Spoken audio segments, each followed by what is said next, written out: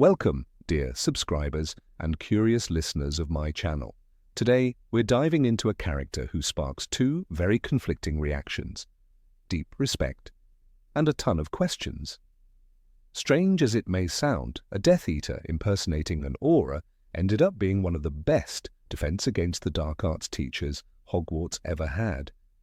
And yet, even if we accept that Barty Crouch Jr. perfectly mimicked Alastair Mad-Eye Moody, this character still leaves behind a trail of oddities and contradictions. Why did no one notice the impersonation? How was such a legendary aura kidnapped so easily? And why does his magical eye see things it absolutely shouldn't? In this video, I've gathered the most intriguing facts and logical gaps surrounding Mad-Eye Moody. Enjoy watching. Number 1. How did no one notice for an entire year? Moody was abducted and kept imprisoned for nearly a year. You'd think close friends, colleagues, people who knew him well would get worried, but no. His absence went almost entirely unnoticed. He didn't communicate with his old aura colleagues, not even with Tonks, who was supposedly his protégé, and none of the Order of the Phoenix members suspected anything strange, though we later learned they all had long-standing warm relationships with him. How did someone so distinctive, with paranoid habits and a strong personality, raise zero suspicion? It's a troubling gap that makes you wonder, did anyone truly know him at all? Number 2. How was he kidnapped so easily? Mad-Eye isn't just any aura, he's a legend, a man who put more Death Eaters behind bars than anyone else. A paranoid warrior whose home was protected with enchantments stronger than Gringotts vaults. And yet, he's ambushed, imprisoned in a trunk, and held for a full year. By whom? Barty Crouch Jr. A man weakened by Azkaban, under the effects of the Imperious Curse, and without access to the kind of magic Moody wielded, and still he succeeded.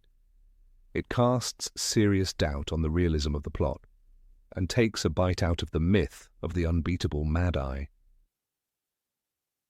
Number 3. Why was he chosen to lead the Order in Dumbledore's absence? When Dumbledore was too busy to lead the Order of the Phoenix directly, Moody often took charge. For instance, he was the one to organize Harry's evacuation from the Dursleys' home. On the surface, it makes sense. Moody is brave, experienced, and knows how to operate under pressure. But let's not forget, this is the same man who was just rescued after being imprisoned for a year. Wouldn't that experience shake people's trust in his abilities?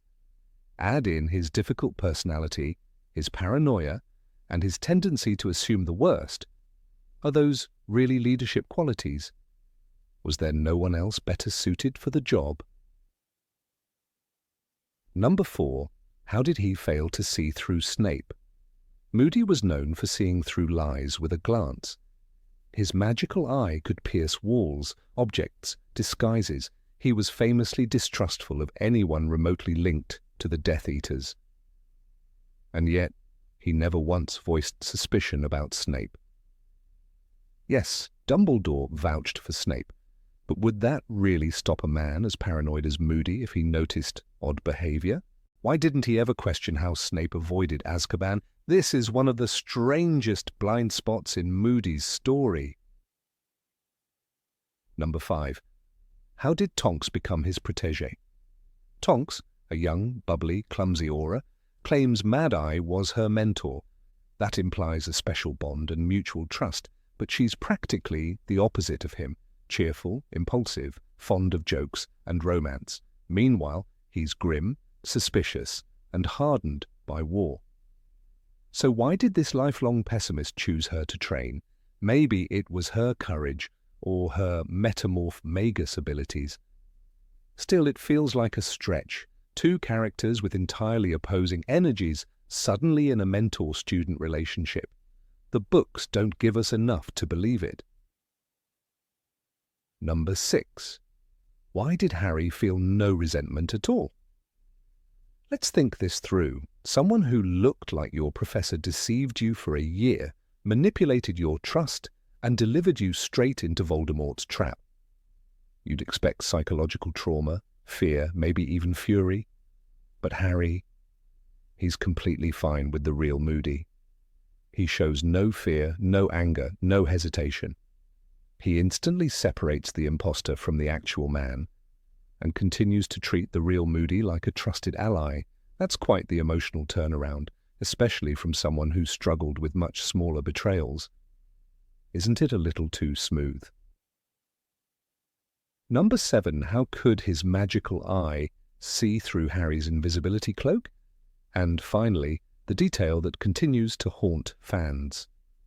Moody's magical eye could see through walls, objects, and Harry's invisibility cloak. But here's the catch. Harry's cloak isn't just any cloak. It's one of the Deathly Hallows, and by definition, it should be completely impervious to all magic. So does that mean Moody's eye is on par with a Hallow? Or did J.K. Rowling simply not decide on the Hallow's lore yet when writing Goblet of Fire and later change the rules? Either way, it's a clear inconsistency in the magical logic of the world. Number 8. Why didn't his paranoia save him from death? Mad-Eye Moody built his life around one phrase. Constant vigilance. It wasn't just a motto, it was armor. He trusted no one. He suspected everyone. He booby-trapped his own home and taught children to assume the worst. So when he joined the mission to move Harry from Privet Drive in Deathly Hallows, no one expected him to fall, least of all first. The ambush by Death Eaters was brutal, yes. But Moody had survived worse. He was the one supposed to see danger before it struck. The man with a magical eye that never blinked should not have been taken by surprise. But he was. According to Hagrid, he was hit by Voldemort's curse, straight in the face. No warning, no defense, just death. It raises questions no one in the book really answers. Did he get sloppy? Did age and injury finally catch up to him? Or did he simply put too much faith in a plan that wasn't his? For once, Moody played by someone else's rules. And when the ambush came, constant vigilance wasn't enough. Maybe, in the end, even paranoia has blind spots. Number 9. Why did he believe Dumbledore about the fake Moody so easily? Moody was found locked in a trunk, weak, disoriented, and furious. Yet once Dumbledore explained what had happened, that Barty Crouch Jr. had impersonated him for nearly a year, Moody simply accepted it. No interrogation, no suspicion, no accusations. This was the same man who once hexed a tea kettle because it hissed too long, the man who barked constant vigilance like a warning shot. And yet he didn't question how none of his colleagues, not even Dumbledore, had noticed the imposter. Not one spell to verify the truth, no demand to see Crouch face to face, just silence. In Goblet of Fire, after being released, Moody says only, "He took Polyjuice Potion, kept me alive in that damn trunk." That's it. No fury at the Order, no mistrust of Hogwarts. The man who never trusted anyone suddenly believed everything he was told. It doesn't fit. Moody should have demanded a full investigation. He should have doubted every word until he saw proof. But he didn't. And for a character built on suspicion, that obedience feels out of place, like the eye that sees everything suddenly chose to close. Number 10. Why didn't Moody play an active role in the Battle of the Department of Mysteries? When the Order stormed the Department of Mysteries, Moody was there, staff raised, eye spinning. But for a man known as the greatest aura of his time, his presence was strangely quiet. The narrative focuses on Kingsley dueling Dolohov, Tonks falling, Sirius battling Bellatrix. Moody? Barely a mention. In Order of the Phoenix, Harry sees him only once in the chaos. Mad-Eye Moody was firing curses across the room, and then he's gone from the action. No dramatic duel, no strategy, just silence. It's jarring. This was supposed to be his moment, the fight he trained his whole life for. Maybe he was injured early. Maybe his body, wrecked by decades of curses, couldn't keep up. But it doesn't explain the lack of leadership. Moody wasn't just a fighter. He was a tactician. In previous chapters, he organized the escape from Privet Drive with precision. Here, in the heat of battle, he vanishes into the background. It's as if the legend couldn't live up to the myth, or worse, as if the war had finally outrun the man who taught everyone else how to survive it. Number 11. Why was his magical eye so unique, and why were there no others like it? Moody's magical eye wasn't just a prosthetic. It was a miracle. It could spin 360 degrees, see through solid walls, detect people under invisibility cloaks, and even pierce magical disguises. In Goblet of Fire, Harry notes, the eye spun in its socket and fixed on him, even though Harry was hidden under his invisibility cloak. No other character in the series, not even Dumbledore or Voldemort, possessed an artifact with that level of precision. And yet no one ever speaks of where it came from. No origin, no explanation, just a legendary eye in the head of a man no one dared to question. Why was there only one? The Ministry had entire departments dedicated to magical devices. The Department of Mysteries hoarded experimental spells. Fred and George created extendable ears with string and ingenuity. But no one, not even the resourceful Order of the Phoenix, ever tried to replicate Moody's eye. Not even after his death, when the artifact fell into the hands of Dolores Umbridge. She used it as a trophy, embedding it in her office door, and still no one retrieved it. No one asked how it was made. That silence feels deliberate, as if the eye itself was too dangerous to reproduce. Maybe it was. Maybe Moody didn't buy it or craft it. Maybe it was given to him or taken, a trophy from a dark wizard, a relic from ancient magic, a cursed object tamed only by a man too stubborn to fear it. The books never tell us. They leave the eye unexplained, like a single crack in the wall of Rowling's carefully built world, and that makes it all the more haunting. One eye that saw everything, and yet no one dared to look too closely at it. Number 12.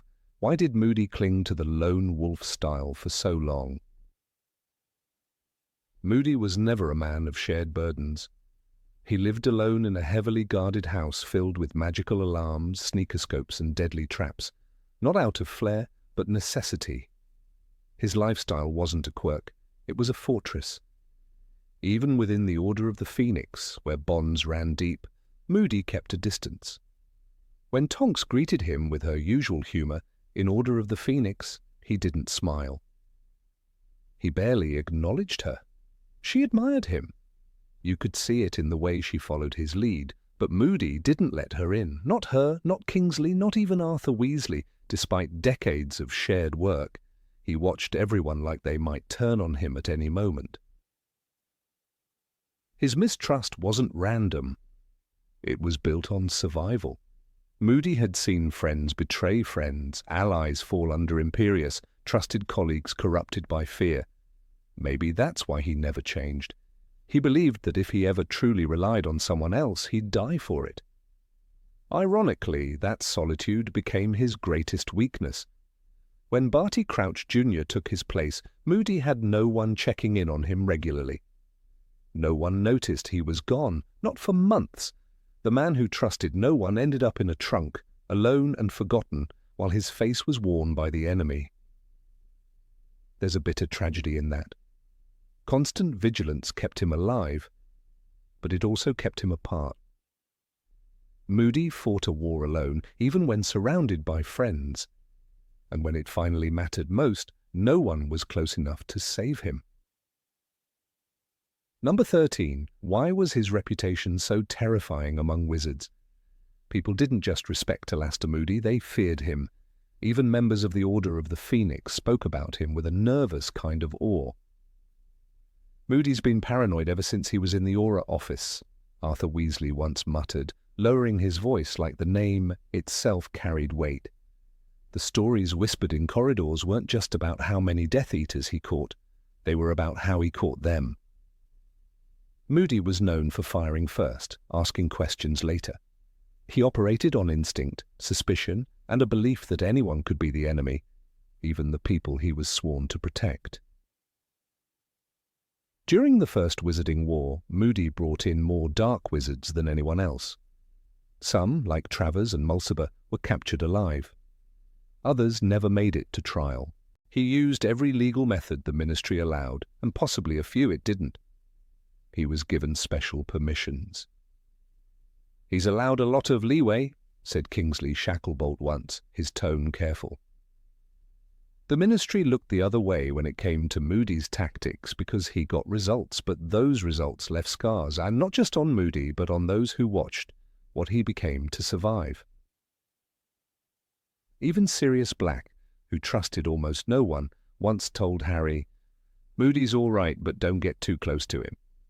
That says everything. When someone as reckless and fearless as Sirius calls a man dangerous, you listen. Moody's magical eye could see through walls, through invisibility cloaks, through lies. Being around him felt like being constantly observed by something that already knew your worst secret.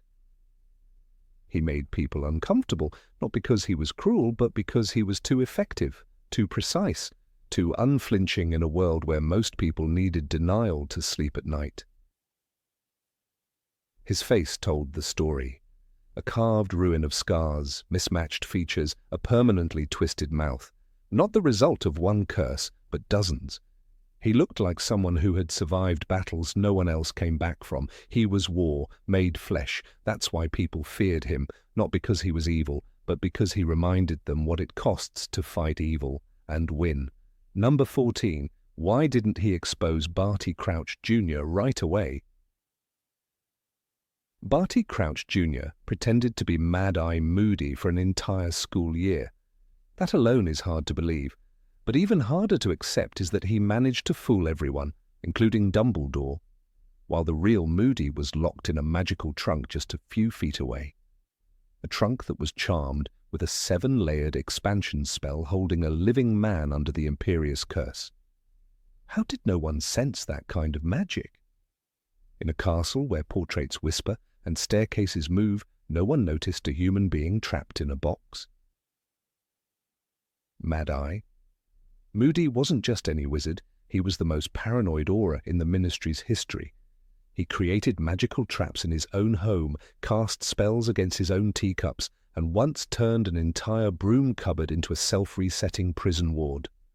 Are we to believe he didn't prepare a single enchantment to signal if someone tried to impersonate him? Not even a silent alarm? A man who taught constant vigilance with such fire should have left behind a dozen curses that screamed the moment Polyjuice touched his skin. Crouch Jr. used Polyjuice Potion to mimic Moody's appearance and behavior. That magic has limits. In Goblet of Fire, even Harry struggles to walk like Goyle when under its effects. It felt strange to be this big, he kept knocking things over. So how did Barty manage to replicate not just Moody's limp, but his magical eye's behavior, his teaching style, and his insane level of suspicion? One wrong glance, one awkward turn of the head, that should have been enough. But it never happened. Even Severus Snape, master of deception, never questioned it. Not once during the Triwizard Tournament did the real Moody's presence leak through, and yet, in the final chapters, when Dumbledore rescues him, the man is broken, starved, scarred, humiliated. He's been kept in a trunk for 9 months, Dumbledore says coldly. Why didn't the magic of Hogwarts or the bond Moody had with the Order of the Phoenix respond? It's not just a plot hole, it's a mystery buried in silence, the kind that only Moody himself could solve if he ever gets the chance. Number 15. How did he become a living legend among auras? Mad-Eye Moody was already a legend by the time Harry Potter met him. Even the way the Order of the Phoenix spoke his name carried a kind of reverence, a blend of fear and admiration. The best aura the ministry ever had was how Arthur Weasley once described him, and that wasn't just idle praise. There was something about Moody, his scarred face, his magical eye, his endless muttering about vigilance, that spoke of years spent in the shadow of death. But the question remains, what precisely forged the myth of Mad-Eye Moody? What stories, missions, and moments raised him above the rank and file and etched his name into the fabric of magical law enforcement? The myth of Moody, as it turned out, didn't start with grandeur. It began in the back alleys of Nocturne Alley, among the thieves and half-blood assassins of the post-Grindelwald chaos. As a junior auror, barely out of training, he was tasked with tailing rogue dark wizards who had survived the last great purge. He was 23, angry, and already known for his obsessive preparation. Colleagues joked that Moody had backup plans for his backup plans, that he could sniff out ambushes before they happened. In one infamous case, he set up enchanted mannequins across London to act as decoys, each imbued with trace amounts of his magical aura. 3 Death Eaters were arrested that night, all of them attacking straw figures thinking they were Moody. By the time Voldemort's first rise began in earnest, Moody had carved out a reputation for surviving missions no one else would take. He was the only auror who willingly volunteered to go after Thaddeus Mulciber, a known expert in the Imperious Curse. The man had caused entire families to murder each other before walking calmly out of their burning homes. Moody's approach was brutal and unorthodox. Instead of chasing Mulciber directly, he planted false reports across ministry channels, making it seem like Mulciber had been sighted in Albania. While the Death Eater was scrambling to confirm the source of the leak, Moody tracked his actual trail, hidden in the magical signature of broken flu networks. The final arrest took place in a derelict mansion outside Cardiff, where Mulciber had rigged the entire estate with cursed mirrors. Moody, anticipating a trap, came equipped with a cloak lined with anti-reflective charms and a spell he had been perfecting, a mirror-shattering hex that could burst reflections into harmless sand. There were whispers among young aurors that Moody had been the first to test experimental combat charms developed in secret by the Department of Mysteries. These spells weren't standard ministry issue, some caused confusion, some induced vertigo, and one allegedly inverted spatial perception, making it nearly impossible for a target to know which way was up. Moody had been granted clearance to test them in field operations, while others hesitated to use such unpredictable magic. Moody refined their application with terrifying accuracy. One Death Eater, Rabastan Lestrange, is said to have lost his ability to distinguish between illusions and reality for days after an encounter with Moody in the Scottish Highlands. Perhaps the most dramatic episode in Moody's career, and the one most frequently cited by trainees at the Aura office, was the battle at the ruins of the Blackthorn Abbey. It was a Death Eater stronghold hidden beneath layers of protective enchantments. Rumours claimed that Voldemort himself had once used the place for rituals. A full squadron of Ministry Auras failed to breach the outer wards, but Moody, acting alone, used what would become his trademark, mirror portals. This spell, one he allegedly invented, allowed a caster to slip into a location by using enchanted mirrors placed days or even weeks earlier.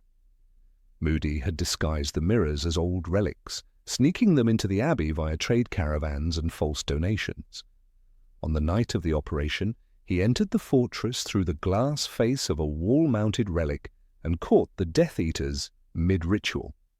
He neutralized 5 of them before backup even arrived. Alastair Moody's brilliance did not lie in flashy magic or raw power. It was his paranoia, his relentlessness, and his imagination that made him dangerous. He anticipated betrayal, planned for ambush, and distrusted everyone, traits that may have made him difficult to work with, but also saved his life more times than could be counted. Colleagues would whisper, "Constant vigilance," mimicking his growl with a chuckle, but they didn't realize that for Moody it wasn't a motto. It was survival. In Harry Potter and the Goblet of Fire, Dumbledore says, "Alastair Moody? Is that a name to conjure with?"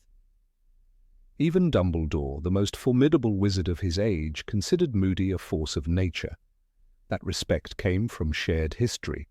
During the dark years of the First Wizarding War, Dumbledore often coordinated with select auras when the ministry became too slow or paralyzed by politics. Moody was his most trusted contact. In at least 3 occasions, now redacted in ministry reports, Moody operated outside the law, capturing or neutralizing Death Eaters without formal warrants. Some say this is why Moody never rose to the top of the Aura office. He was too valuable in the field, too dangerous in meetings. There are darker stories too, ones Moody never confirmed or denied. The tale of the hanging trees of East Anglia, where 4 rogue wizards were found suspended mid-air, bound by invisible cords, each with a note pinned to their chest, reading "Darkness ends here." The handwriting matched Moody's. Another story told of a cursed ship in the North Sea, ferrying illegal magical creatures and dark artifacts. The ship exploded before it reached shore. No survivors. Moody had been tracking the vessel for months. Officially, the cause was uncontrolled magical interference. Number 16. Why did he refuse the Order of Merlin? Mad-Eye Moody stood alone on the wind-swept hill above the Ministry of Magic, his magical eye sweeping the skyline for threats that no longer existed. The war was over. Voldemort had been defeated for the first time. Death Eaters were rotting in Azkaban, witches and wizards celebrated in pubs across Britain, clinking tankards and raising toasts to the names of those who had fought and fallen. And yet, alas to Moody, the man who had arrested more Death Eaters than any other remained silent and far from the crowds. There would be no celebration for him, no public speech, no triumphant return, and no acceptance of the Order of Merlin First Class, the highest honor the ministry could bestow. He had been offered it, of course. It was almost a certainty from the moment the dust settled. Rufus Scrimgeour, who was then climbing the political ladder inside the Department of Magical Law Enforcement, had visited Moody in person, clutching the green velvet box containing the medal. Scrimgeour had spoken of heroism, of bravery, of gratitude owed by the wizarding world. Moody had stared at the box for a long moment before turning away without a word. The medal never left Scrimgeour's pocket. Whispers spread like wildfire through the corridors of power. Mad-Eye refused the Order of Merlin, some said in disbelief. He called it a bauble for cowards, others claimed. The truth, like most things in Alistair Moody's life, was more complicated and more painful. For Moody, war was never about glory. It was about duty, about vigilance, about sacrifice. The end of the war was not a time to pat oneself on the back. It was a time to remember those who had been lost, those who had been broken, and those who would never recover. He had seen too much to accept a ribbon and a handshake. His body bore the scars of dozens of duels. A chunk of his nose was gone. His leg had been replaced with a clanking wooden prosthetic after a curse from Thorfinn Roll. His face was a map of old burns and magical fractures. But those wounds weren't the reason. Physical pain could be endured. What haunted Moody were the faces of those who had once stood beside him. Auras, like Emmeline Vance, who had her spine shattered by Antonin Dolohov, or Benji Fenwick, who had been blasted into pieces during a raid. There were no medals for them, only gravestones. Even more damning, in Moody's view, was the list of those who had been awarded the order but had not truly earned it. Cornelius Fudge, for example, had never lifted a wand in combat, but was quick to approve his own name for the third-class order. Eldritch Gubbins, a pompous clerk who'd sent a few memoranda about Death Eater activity, had received the same honour as Kingsley Shacklebolt, who had nearly lost his life confronting Augustus Rookwood. To Moody, it was a disgrace, an insult to those who had bled and died. He could not stand in line with such men. He would not. Constant vigilance, he always said, and he meant it. Accepting a medal meant lowering your guard. It meant saying, the fight is over. But in Moody's eyes, the fight was never over. The Death Eaters were wounded, yes, but not dead, and he was right. Years later they would crawl back into power, Voldemort reborn and the Terror reborn with him. Moody had always known it would happen. Perhaps that's why he never hung up his wand. He remained a watchman while others slept, eyes always scanning for danger, trust always hard-won and easily lost. There was also the matter of betrayal. In the last months of the war, Moody had led a raid on a suspected Death Eater hideout in Yorkshire. The tip-off had come from a ministry informant named Arcturus Flint, a pure-blood sympathizer who had switched sides at the 11th hour. The raid had turned into a trap. Two young aurors, Lydia Merton and Caleb Knott, were ambushed and tortured. Knott died from his injuries days later. Flint was quietly pardoned and later seen attending galas in full Order of Merlin regalia. That injustice, perhaps more than anything else, solidified Moody's contempt for the entire process. Some believed Moody's refusal was rooted in his hatred for bureaucracy. That may have been partly true. He loathed paperwork, distrusted most politicians, and had never seen a form he didn't want to set on fire. But more than that, he saw how the ministry used its honors to buy silence, manipulate public opinion, and polish its image. Moody wanted no part of that game. The war had been ugly, brutal, and unforgiving. To wrap it in a ribbon and call it heroism felt dishonest. Remus Lupin once told Harry, "Moody's a great wizard, but he's seen things that would make most people run screaming." It wasn't hyperbole. During the height of the war, Moody had single-handedly captured 10 Death Eaters in a single month, including Rosier, Wilkes, and Travers. In the process, he had witnessed the darkest depths of human cruelty. Families burned alive, children cursed for fun, whole villages wiped from the map. He had interrogated madmen, fought through ambushes, and narrowly escaped assassination by poison more than once. He did not need a medal to validate those experiences. The Order of Merlin, once a symbol of integrity and respect, had become, in Moody's eyes, a hollow performance.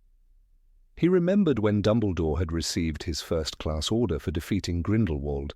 That had felt real, earned. But now, with half the ministry patting itself on the back and promoting allies for political gain, the award had lost its meaning. Moody believed that accepting it would make him complicit in the lie. There were still those who admired him deeply. In the ranks of younger aurors, he was a living legend. Tonks once admitted she modelled her dueling stance after watching Moody train recruits. He inspired fear in his enemies and respect among his allies. And yet he was always alone, not by accident, but by choice. Moody knew that closeness led to vulnerability. He had seen it happen too many times, so he kept others at arm's length, using sarcasm and cynicism as shields. Number 17. How did he lose his limbs and his eye? Of all the warriors in the Second Wizarding War, none bore the marks of battle more visibly than Alastor Moody. His name alone summoned images of a hardened aura whose very flesh was carved by a lifetime of conflict.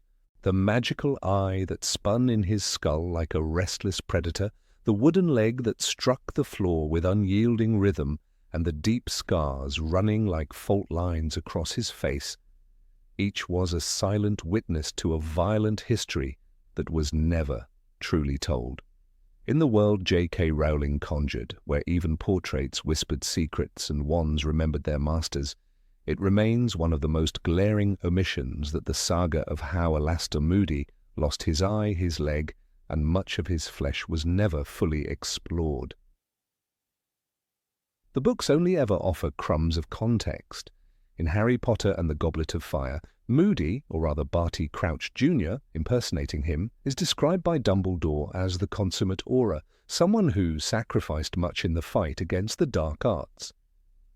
And yet, even when the real Moody appears later in Order of the Phoenix, his history remains a haunted backdrop rather than an illuminated path. "He's seen things," Lupin says quietly, watching Moody's twitching eye and jerking head. But what has he seen? How many spells has he deflected, curses endured, ambushes survived? The omission feels intentional, almost as if Rowling feared that delving into his scars would mean revealing a truth too grim for her readers to bear. Still, there are threads to follow. References buried in text, whispers of battles fought in shadow. The scar over Moody's jaw, twisted and pale, is never named. Yet seasoned readers will recall that in Fantastic Beasts, The Crimes of Grindelwald, auras of that era faced brutal tactics involving cursed fire and blood magic. Moody, though not of that generation, would have inherited the grim legacy of such warfare. Could that scar be a remnant of a blood curse? Ancient hexes like the Lamia vein fire were said to travel through the bloodstream, burning veins until the curse ran its course or was forcefully extracted. Moody's surviving that would have been a miracle and a transformation. The leg, wooden and mechanical, is perhaps the most iconic part of Moody's silhouette. In Order of the Phoenix, Harry observes the distinct thunk it makes against the floor. It's not glamorized, it's practical, war-born. No charm or spell has restored his real leg, suggesting the loss was not only physical, but magical, something unhealable. The nature of magical injury is different from Muggle wounds. Severus Snape, for instance, carried lingering pain in his cursed hand after deflecting Dumbledore's ring. That Moody did not regrow a leg, despite centuries of magical progress, implies something deeper. A severing charm gone wrong, a cursed creature with an unbreakable bite? There's one hint buried in the tales of Beedle the Bard, referencing dark creatures from the Russian north known as Velcruxes, not Horcruxes, but semi-spectral beasts with razor limbs that vanish after slashing. Moody reportedly led a mission in Durmstrang's region decades ago. Coincidence? But it is the eye that most torments the imagination, that electric blue orb that spun independently of his human one, capable of seeing through walls, invisibility cloaks, and the back of his own head. This was no trinket from Ollivanders. The magical eye had to be custom-built, infused with rare sight-enhancing charms, perhaps even extracted from a seer's preserved relics. Its necessity, though, comes from a loss. In Goblet of Fire, Moody glares through a wall to detect Harry approaching. No! Other wizard is shown with such a device. This isn't an advancement of magical prosthetics, it's a battlefield innovation. So how did he lose the real one? Theories abound among fans, and one, in particular, stands out with compelling precision. In 1979, the same year Frank and Alice Longbottom were tortured into madness, there was a reported ambush in the northern forests of Wales. Aurors responding to a sighting of Travers, a known Death Eater, were met with a group of masked figures performing an illegal occlumency overload ritual. This obscure curse, found in Magic Most Evil, involves forcibly projecting one's magical consciousness into another's vision, rupturing their ability to distinguish real from false. The aura in question, believed to be Moody, was reportedly struck by a vision so intense it shattered his ocular nerves. Whether it was illusion, mind curse, or both, the eye was lost, and the enemy escaped. Moody's silence on the matter was not cowardice but trauma. In Order of the Phoenix, when Harry joins the advance guard, Moody's first instruction isn't about spells. It's vigilance. Constant vigilance, he growls, eyes rolling. That mantra is not paranoia.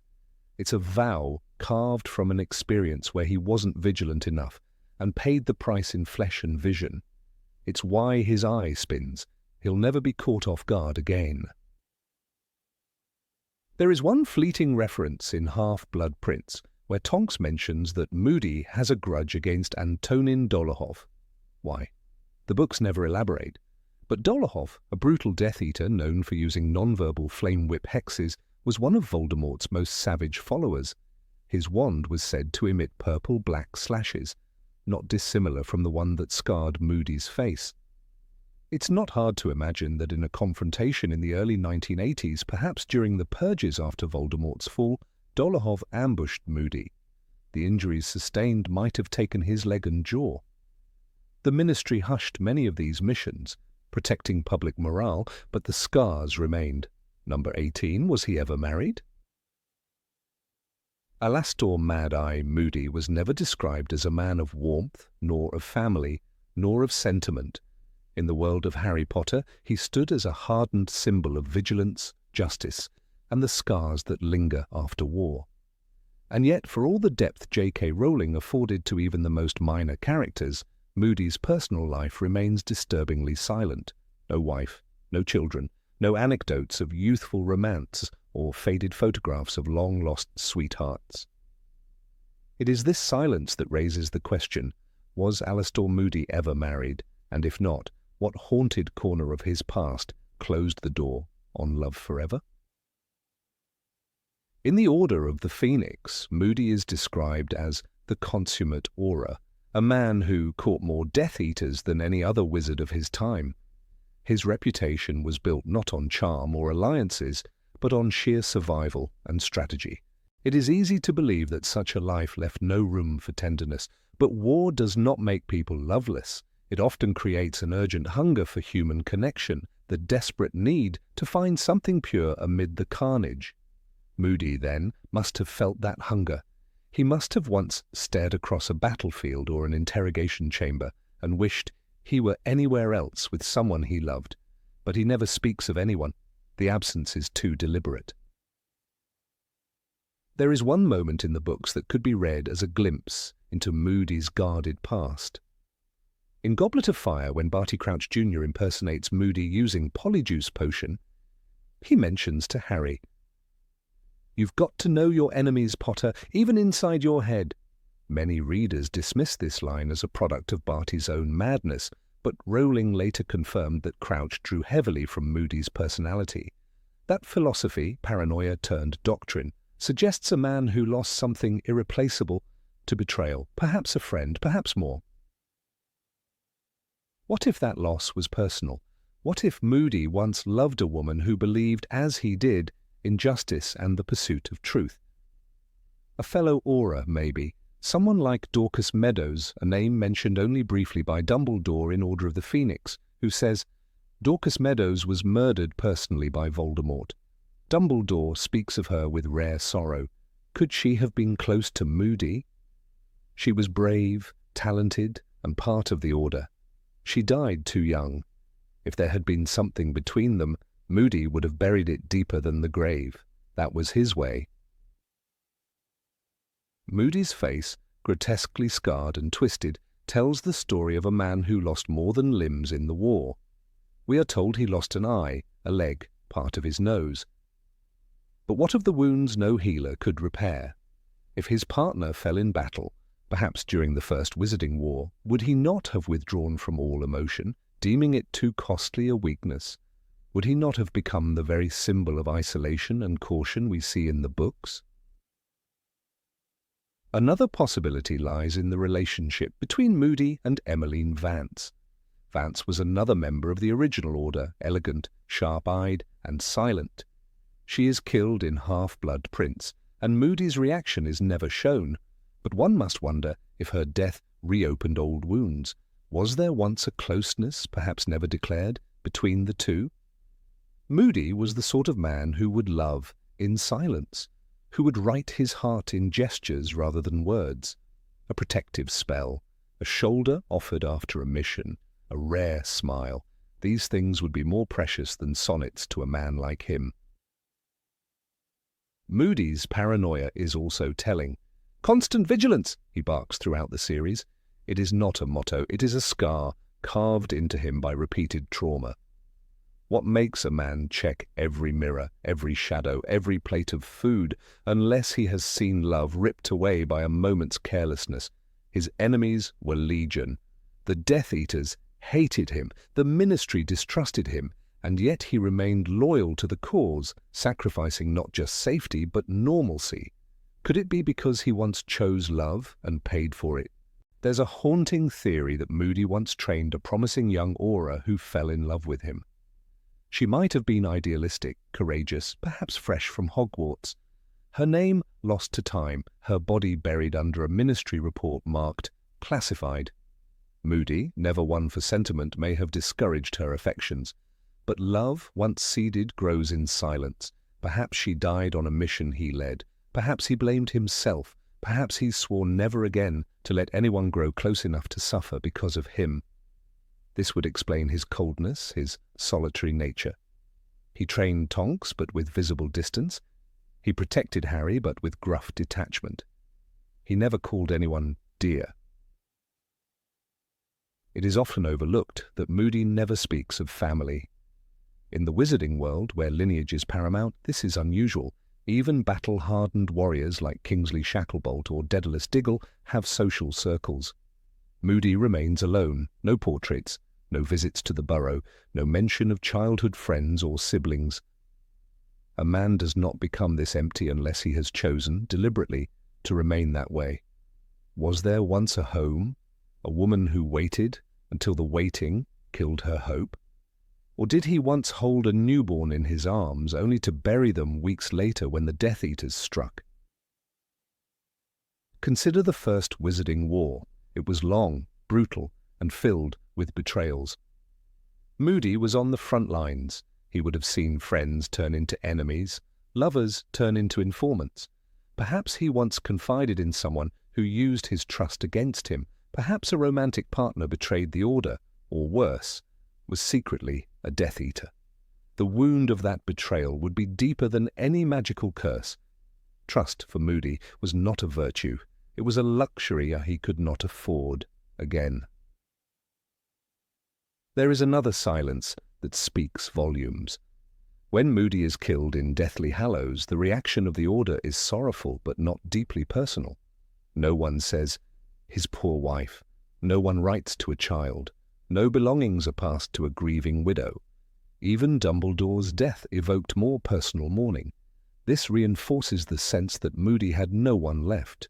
Or perhaps he made sure no one remained. Perhaps he severed every tie, moved from flat to flat, left no name in any will. Moody was a man who prepared for death every day. He would not leave anyone behind to mourn him. That would have been too cruel. Moody's home, when briefly mentioned, is sparse, functional, not a place of warmth, not a place where laughter once lived. No slippers by the fire, no second toothbrush, no teacups with floral patterns. These absences tell their own story. They tell of a man who stripped his life of anything unnecessary, anything vulnerable. Love makes people weak. That's what he believed. Because once, long ago, love had destroyed something he could never replace. There's an eerie parallel in the story of Remus Lupin. Lupin resisted love, believing himself too dangerous to marry or father children. Moody may have felt the same, but worse. Not because he was a werewolf, but because he had enemies who knew no mercy. If someone loved Moody, they would become a target. He would have watched that happen once. He would never let it happen again. Even in his final moments, Moody dies alone. He is ambushed in the sky. He fights with fury. His body is never recovered. Harry learns of his death from Bill Weasley, not from a widow sobbing into a scarf. A funeral is never described. It is as if Moody planned it that way. No ceremony, no eulogies, no grieving family, only silence, as if love had never found him, or had once found him and left a void too. Vast to name. In the end, perhaps the real tragedy of Alastor Moody is not that he was never loved, but that he was. Perhaps in a forgotten corner of the Ministry lies a file with her name. Perhaps in the pocket of his cloak he kept a trinket, a ring, a locket, a faded photo. Something no one ever found. Perhaps he dreamed of her in his last breath, not of victory, not of Voldemort's defeat, but of a simpler time before the war took everything, including her. It is easy to romanticize a warrior, but Moody's silence on the matter is deafening. It is not the silence of emptiness, but of repression. He was not a man incapable of love. He was a man who loved and never forgave the world for what it did in return. His gruffness, his rituals, his obsessive control, they are the armor of a broken heart. There is no canon answer to the question of Moody's love life. But the very lack of one feels like its own kind of answer. A deliberate omission, a pain too deep to share. And in a world where even house elves have romance and history, the void in Moody's biography cannot be accidental. It is a shadow, and like all shadows, it clings closest to the things once touched by light. Number 19. Why did he never seek a career at the Ministry? Alastor Moody, known across the wizarding world as Mad Eye for the magical orb that replaced the eye he lost in battle, was not a man drawn to power, prestige, or the comforts of political status. He was forged in the crucible of conflict, molded by decades of relentless war against the dark arts and those who wielded them. By the time Harry Potter first hears his name, Moody is already a legend, a name spoken with reverence, fear, and a touch of pity. What few dared to question, however, was why a man with such an impeccable service record, unshakable sense of justice, and unmatched combat experience had never once climbed the bureaucratic ladder of the Ministry of Magic. He could have commanded armies, rewritten policies, or even run for minister himself. But he never tried. He never wanted to, and that decision reveals more about the heart of Alastor Moody than any of his scars ever could. His refusal to pursue office was not born of modesty or self-doubt. In truth, it was rooted in a conviction as rigid and unyielding as the wooden floorboards of his booby-trapped home. Moody didn't believe change could come from behind a desk. He believed it could only be earned, inch by inch, wand to wand, face to face with evil. The notion of donning embroidered robes and attending policy meetings was anathema to everything he stood for. As he once said, "Play it close to the chest. You never know who's listening." It wasn't just paranoia. It was experience talking, the voice of someone who'd seen what corruption looked like behind locked doors. The truth is, Moody didn't trust the ministry, not entirely, and certainly not enough to join it in any meaningful way beyond his role as an aura. He had spent too many years watching colleagues fall, not just to curses, but to bribes, blackmail, and ambition. The case of Bartemius Crouch Sr., for instance, was a turning point for many. Crouch, once a crusading official, had eventually compromised everything to maintain appearances. He sentenced his own son to Azkaban and later lost control of him entirely. That kind of self-destruction born from pride and political gamesmanship only deepened Moody's mistrust. He saw how power turned sharp minds into tools of the very darkness they fought against. During the First Wizarding War, Moody's name was synonymous with fear among Death Eaters. He was the Ministry's most effective weapon, not because he followed orders, but because he didn't need them. He operated on instinct, guided by a moral compass forged long before Lord Voldemort rose to power. He captured more dark wizards than any aura in history, filling half the cells in Azkaban. But that wasn't what earned him respect. It was the way he did it. Ruthlessly, yes, but without compromise. He never took shortcuts, never made deals. He refused promotions that would have given him more control but pulled him further from the field. Paperwork couldn't stop curses. Policy couldn't protect lives. The ministry offered him higher offices more than once. After the fall of Voldemort in 1981, a battered and reeling magical law enforcement department approached Moody quietly, hoping he'd accept a more strategic role. They needed a symbol, someone to restore public trust. But Moody turned them down flat. He didn't want to be a symbol. He wanted to remain a soldier. In the words of Kingsley Shacklebolt, who later became minister himself, Mad Eye never played politics. He only played for keeps. Those who knew him understood that his decision was never about fear of responsibility. It was about refusing to become a cog in a machine he didn't believe in. Even among his aura colleagues, Moody kept his distance. He trained them, fought beside them, but he rarely invited them into his world. The lone exception was Nymphadora Tonks, whose rebellious streak and moral fire reminded him of a younger version of himself. Yet even with her, he kept emotional distance. The horrors he'd seen had carved lines into his face and walls around his heart. Becoming a bureaucrat would mean opening himself to alliances, handshakes, compromises, things he'd spent a lifetime avoiding. It would mean losing his edge, sacrificing the very paranoia that had kept him alive. Moody's home was a fortress, rigged with traps that even ministry wizards had trouble disarming. That wasn't just eccentricity. It was a reflection of how deeply he distrusted even his allies. After all, it was under the ministry's nose that Barty Crouch Jr. impersonated him and used Polyjuice Potion to infiltrate Hogwarts. The fact that someone could kidnap him, impersonate him, and fool the entire wizarding world, including Dumbledore, only reinforced his belief that no system was foolproof, no authority beyond suspicion. He had been used, violated, and almost erased. The very institution he had once served had failed to notice. When he finally re-emerged after his captivity, Moody was changed, not just physically, though the ordeal had aged him even more. Emotionally, he had become even more withdrawn. He didn't campaign for justice. He didn't demand apologies. He simply returned to the Order of the Phoenix and resumed the fight, as if nothing had happened. That refusal to dwell on personal pain was typical of him. So was the decision to once again reject any official position. Leadership to him meant standing on the front lines, not directing others from a marble office. His relationship with Dumbledore was built on mutual respect, but even there, Moody set limits.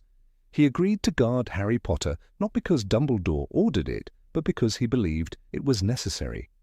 He joined the Order not out of loyalty to an institution, but because it was the only group willing to fight without asking permission. He valued independence above all else. Authority, in his eyes, was always conditional, earned, not inherited. He obeyed Dumbledore because Dumbledore had never misled him. He had no such faith in ministers. Dolores Umbridge was the embodiment of everything Moody despised about the Ministry. Her rise to power, her draconian policies, her pink walls hiding cruelty, proved to him that the system was broken. Her appointment as Hogwarts High Inquisitor, backed by Cornelius Fudge, showed that political loyalty was valued more than morality. Moody had spent a lifetime defending innocent people. Watching the Ministry persecute students under the guise of order must have sickened him. But he didn't protest publicly. He never gave speeches. He simply went back to war. There was a loneliness to Moody's life that few acknowledged. He had no family, no partner, no home filled with laughter. His legacy was one of scars and silences. Unlike Harry Potter, who eventually found love, peace, and a career outside the Ministry, Moody remained in the shadows. He chose isolation as a shield, not just from danger, but from the compromises of society. That choice took its toll. Even among friends, he seemed distant. At Order meetings, he would often speak last, if at all. But when he spoke, everyone listened. He never wasted words. When he died during the mission to move Harry Potter from Privet Drive, it was not in an office, not at a ceremony, but in the air, wand drawn, facing death head-on. That was how Alastor Moody lived, and that was how he chose to die. He didn't ask for honours, he didn't want a statue, and the Ministry, in its typical blindness, offered little more than a footnote in their reports. But to those who knew the truth, to those like Remus Lupin and Minerva McGonagall, his sacrifice was not just heroic, it was symbolic. He had spent his life fighting the darkness, not managing it. The irony is that his story parallels Harry's more than most realize. After the war, Harry too rejected the Ministry's attempts to crown him with titles. Like Moody, he didn't want to sit behind a desk while others bled. But where Harry eventually found a balance, working within the system to change it, Moody never reached that point. Perhaps he couldn't. Perhaps he had seen too much, lost too many, to believe reform was possible. He was the sword, not the hand that wielded it. And swords don't run for office. There is a moment in Harry Potter and the Order of the Phoenix when Moody appears at 12 Grimmauld Place, inspecting the headquarters with a suspicion that borders on absurdity. But his every glance, every muttered warning carries weight, because he's been betrayed before, because he knows what happens when you let your guard down. That kind of vigilance doesn't come from textbooks, it comes from pain. And pain, as Moody understood, does not make good politicians, it makes warriors. Even the way others spoke of him hints at a deep, unspoken understanding. Molly Weasley worried he was too much of a soldier. Sirius Black admired his nerve but questioned his harshness, yet no one denied his effectiveness. In a world where so many were seduced by charm, Moody relied on raw, uncompromising will. He had no time for charm. He only trusted action. That's why he never made campaign posters. That's why he never wore political robes. He knew that good men often became bad politicians, and he refused to be one.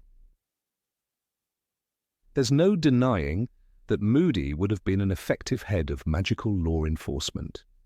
He understood criminals better than anyone. He had faced every curse, studied every dark spell, but he also knew the cost. Sitting in that chair would mean giving orders he couldn't enforce. It would mean watching from afar as others died. It would mean trusting systems he didn't believe in. And for Alastair Moody, that was never an option. Better to fight and fall than to compromise and survive. In the end, Moody's legacy is not found in office records or ministerial archives. It lives in the fear he struck in the hearts of Death Eaters, in the lives he saved, and in the quiet respect of those who fought beside him. His refusal to seek power was not cowardice, it was clarity. He knew exactly what the ministry was and what it wasn't. He didn't run from power, he rejected it because he understood it too well. And that understanding, however lonely, was his greatest strength. Number 20. Why did he barely interact with Harry after the 4th book? Mad-Eye Moody was the kind of wizard who inspired whispers. His reputation preceded him, built on decades of hunting down the dark arts with an intensity that bordered on obsession.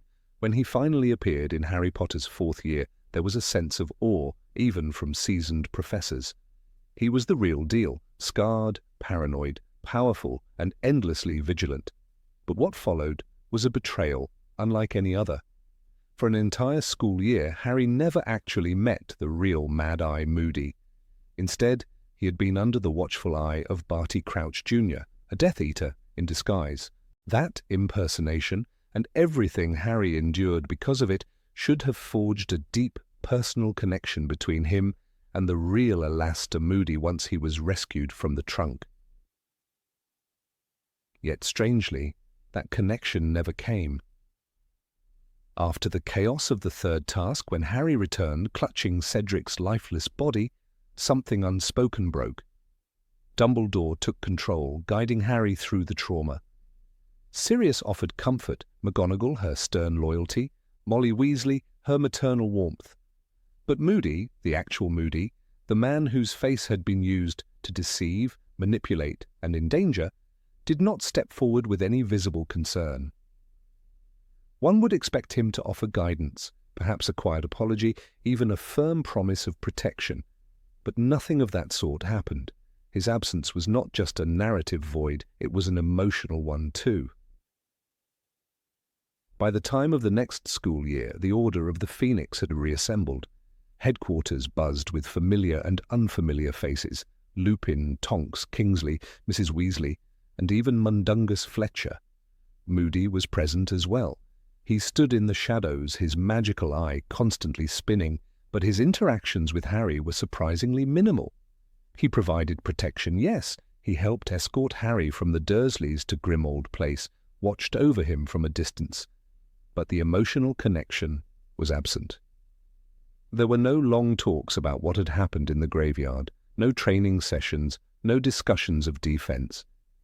And for a boy who had been lured to Voldemort using Moody's own identity, that silence felt haunting. One might argue that Moody was simply not the nurturing type. His demeanor was brusque, and his worldview darkened by years of paranoia. Constant vigilance wasn't just a slogan for him, it was survival. But that very outlook should have made him more protective of Harry, not more distant. He had seen firsthand what Voldemort was capable of. He had lost friends, limbs, and trust. He knew what war looked like.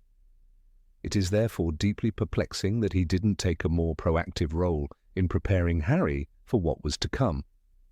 Even when the DA was formed, Moody remained on the periphery, his skills untapped.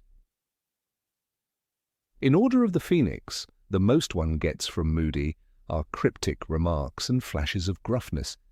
During the climactic battle at the Department of Mysteries, he does not accompany Harry. It is Lupin, Tonks, Kingsley, and Sirius who come to the rescue. Moody's absence in that battle is particularly notable, especially considering his position within the Order and his expertise in combat. Where was he when the boy who had been impersonated in his name ran into mortal danger yet again? There is no textual explanation. His omission is never addressed. It simply happens, as though the narrative no longer knew where to place him.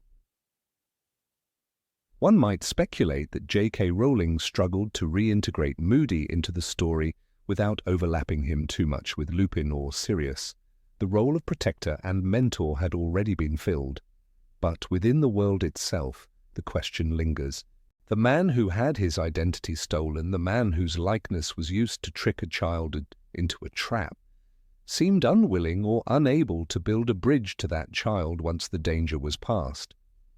That silence feels less like narrative economy and more like a deliberate omission, one that makes the reader uncomfortable. In Half-Blood Prince, Moody appears again only in fragments. He helps with Dumbledore's funeral. He shares in the grief, but he never seeks Harry out.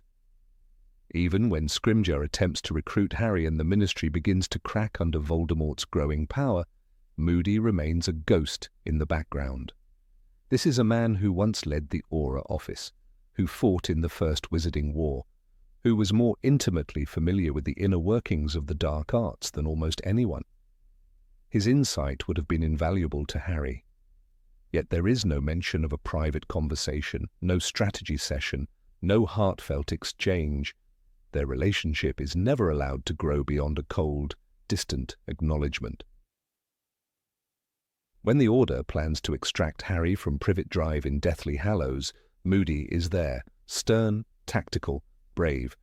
He takes charge of the operation. He outlines the plan involving 7 Harry Potters. He shows his concern in practical terms by preparing for battle, not through emotional openness.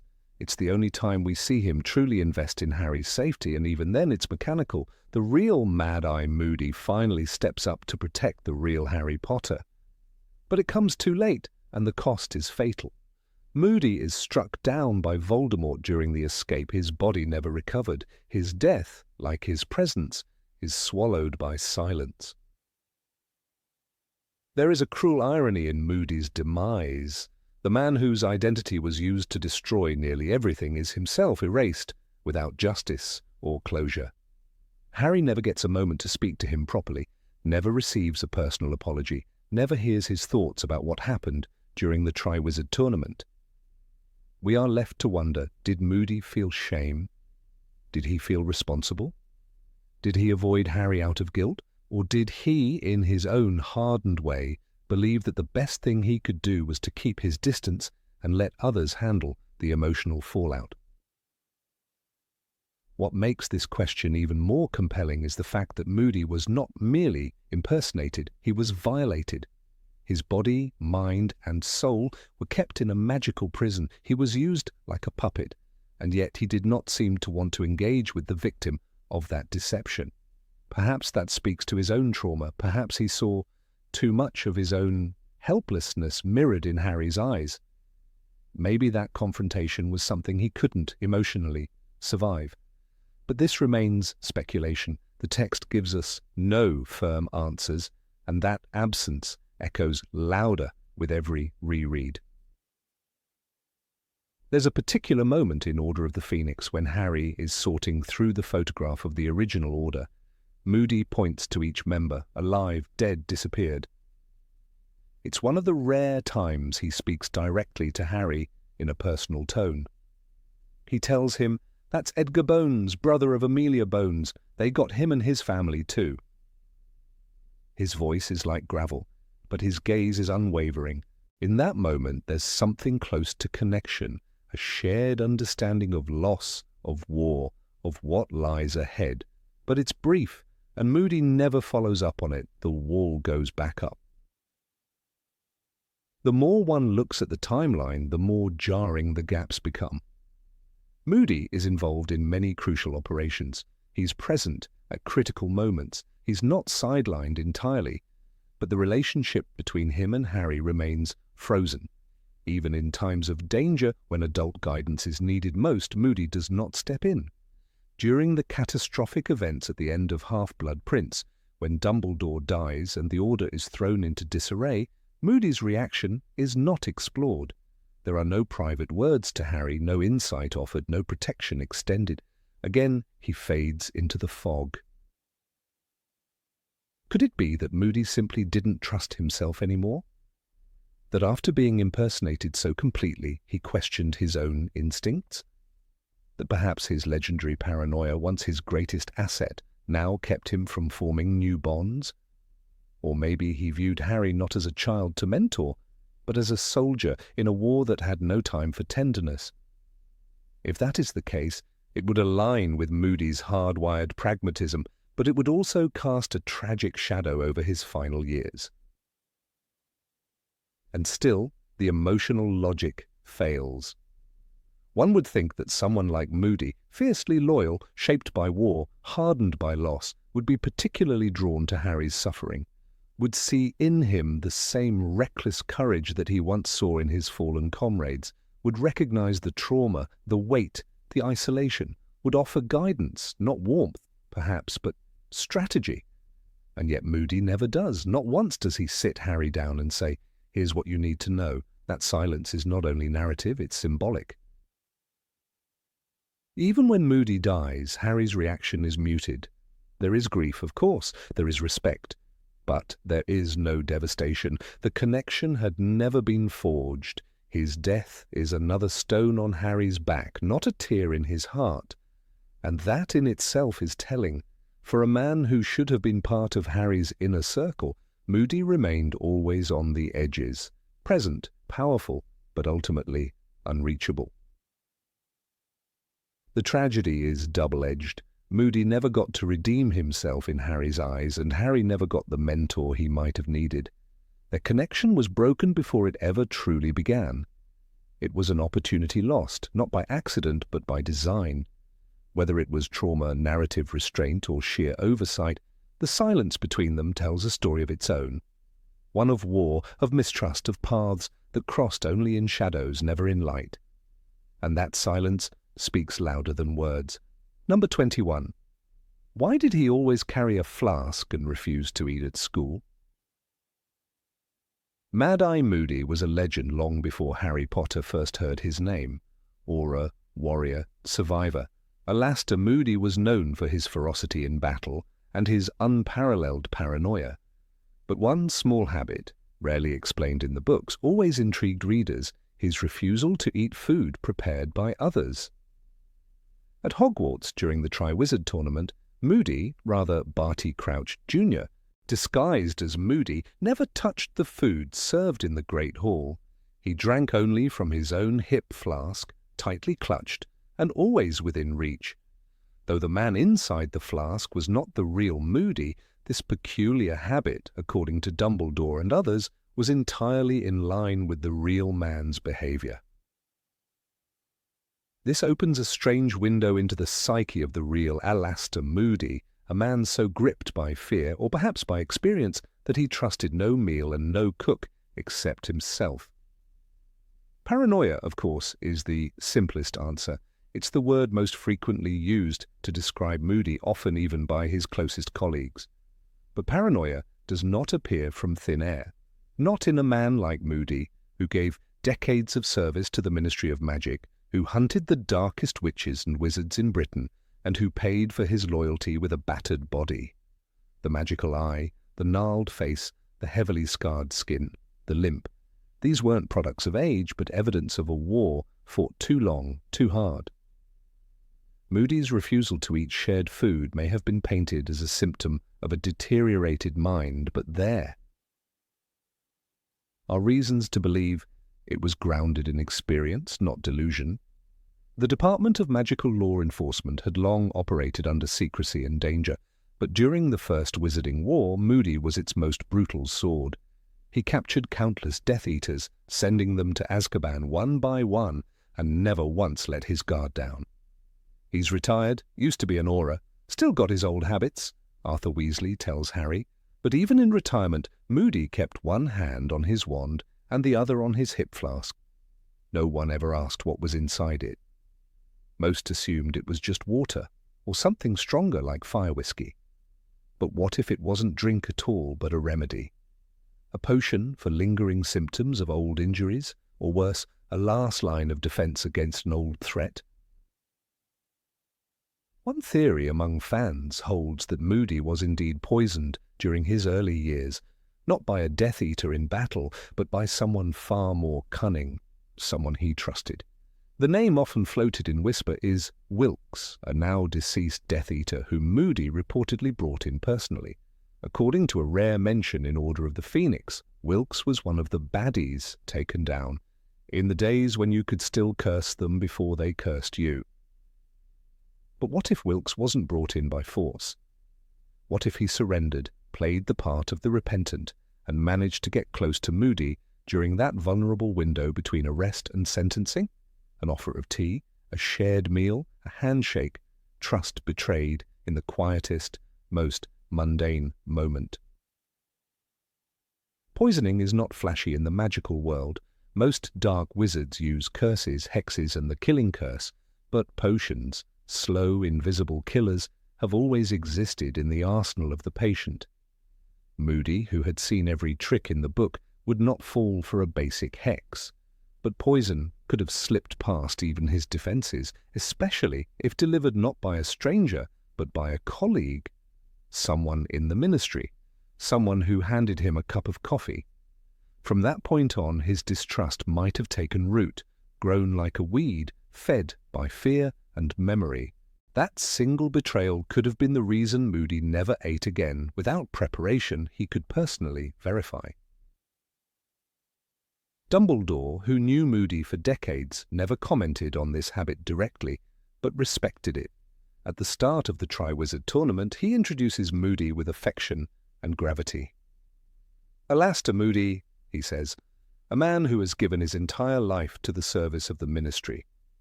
Dumbledore doesn't add, "and who doesn't trust anyone's cooking." But the sentiment is implicit in his tone. He never mocked Moody's flask or questioned his constant vigilance. If anything, Dumbledore admired it. This quiet acceptance from the headmaster suggests a deeper history, something even Dumbledore chose not to explain. There are stories, unconfirmed but persistent, that during one mission in Eastern Europe, Moody was ambushed not by spell but by substance. The 1970s were a dark time for the magical world, with rogue factions spreading out beyond Voldemort's circle. In Bulgaria, Moody is said to have tracked a warlock named Gregor Vinov, a master of neurotoxins. Vinov was found dead in his cottage, but Moody, who had interrogated him just hours before, returned from that mission visibly altered. It was after that trip that he began carrying the flask. Some say he started losing pieces of himself then, not just physically, but mentally. Paranoia is not born from fear, but from survival. Moody survived something others didn't. In Goblet of Fire, the imposter Moody drinks constantly from his flask, and while it's Polyjuice potion in that specific context, it is telling that no one found this behavior odd. "That's just Mad-Eye," they said. Even McGonagall, sharp and unsentimental, says nothing. If he were the sort of man to drink for leisure, someone like her would surely comment. The silence around his flask then speaks volumes. This behavior had long since been normalized. What other person at Hogwarts is allowed such latitude without question? It is also significant that Moody's injuries themselves suggest sabotage rather than straight dueling. The missing leg, the loss of an eye, the strange twisting of his facial muscles, these are not wounds from a single curse. They suggest something more drawn out, perhaps the slow decay of tissue from within. Perhaps symptoms of a long, festering magical toxin, the type of slow death that only a potion could deliver. And if this were the case, he would have needed to concoct constant antidotes, hence the flask, a self-made defense against a past mistake. Moody trained generations of Auras, including Tonks, who called him mentor with open reverence, yet even she, bright and bold, could never convince him to join them in meals or celebrations. Moody was always at the edge of every scene. In Order of the Phoenix, when the advance guard comes to collect Harry, Moody hangs back, He doesn't drink butterbeer, doesn't indulge in Molly Weasley's cooking. He watches, always watches, and drinks only from the flask. His distance from the world was not born of pride, but of fear, perhaps of something returning, or someone. The idea that Moody was once betrayed by someone inside the ministry is not far-fetched. During the First War, several witches and wizards turned coat, pretending to serve the ministry while secretly aiding Voldemort. The most infamous, of course, was Barty Crouch Jr., but there were others: Jugson, Rookwood, and Dolohov. Rookwood especially worked in the Department of Mysteries while feeding information to the enemy. It's not impossible that someone in that very building once handed Moody a drink or a meal that set his body on a course of irreversible damage. If so, how could he ever trust again? Even the very notion of food became, perhaps to Moody, a symbol of intimacy too dangerous to indulge in. Food requires trust in the cook, the ingredients, the intent. For a man who lived in a world of double agents and silent killers, trust was more expensive than gold. His flask, then, became a boundary line, a wall between him and the unknown, between him and death, even among allies, even among friends. When Harry reflects on Moody's death in Deathly Hallows, he feels a sense of shame. He had died to keep Harry alive, we're told, but in that same moment the absence of the flask is never mentioned. Perhaps in his final hours, Moody drank from it one last time. Perhaps he checked it just to be sure. Not from vanity, not from madness, but because old habits never left him. Constant vigilance was not a slogan, it was a survival strategy carved into the bones of a man who'd seen what betrayal could do. There is one obscure passage in The Tales of Beedle the Bard, in Dumbledore's commentary, where he mentions that some auras, after prolonged exposure to dark magic, begin to see plots in every shadow and poison in every cup. Though he does not name names, it's easy to see the ghost of Moody in that remark. And yet, it does not sound like condemnation, it sounds like recognition. A sorrowful acceptance that some warriors, to win their war, lose parts of themselves that never grow back.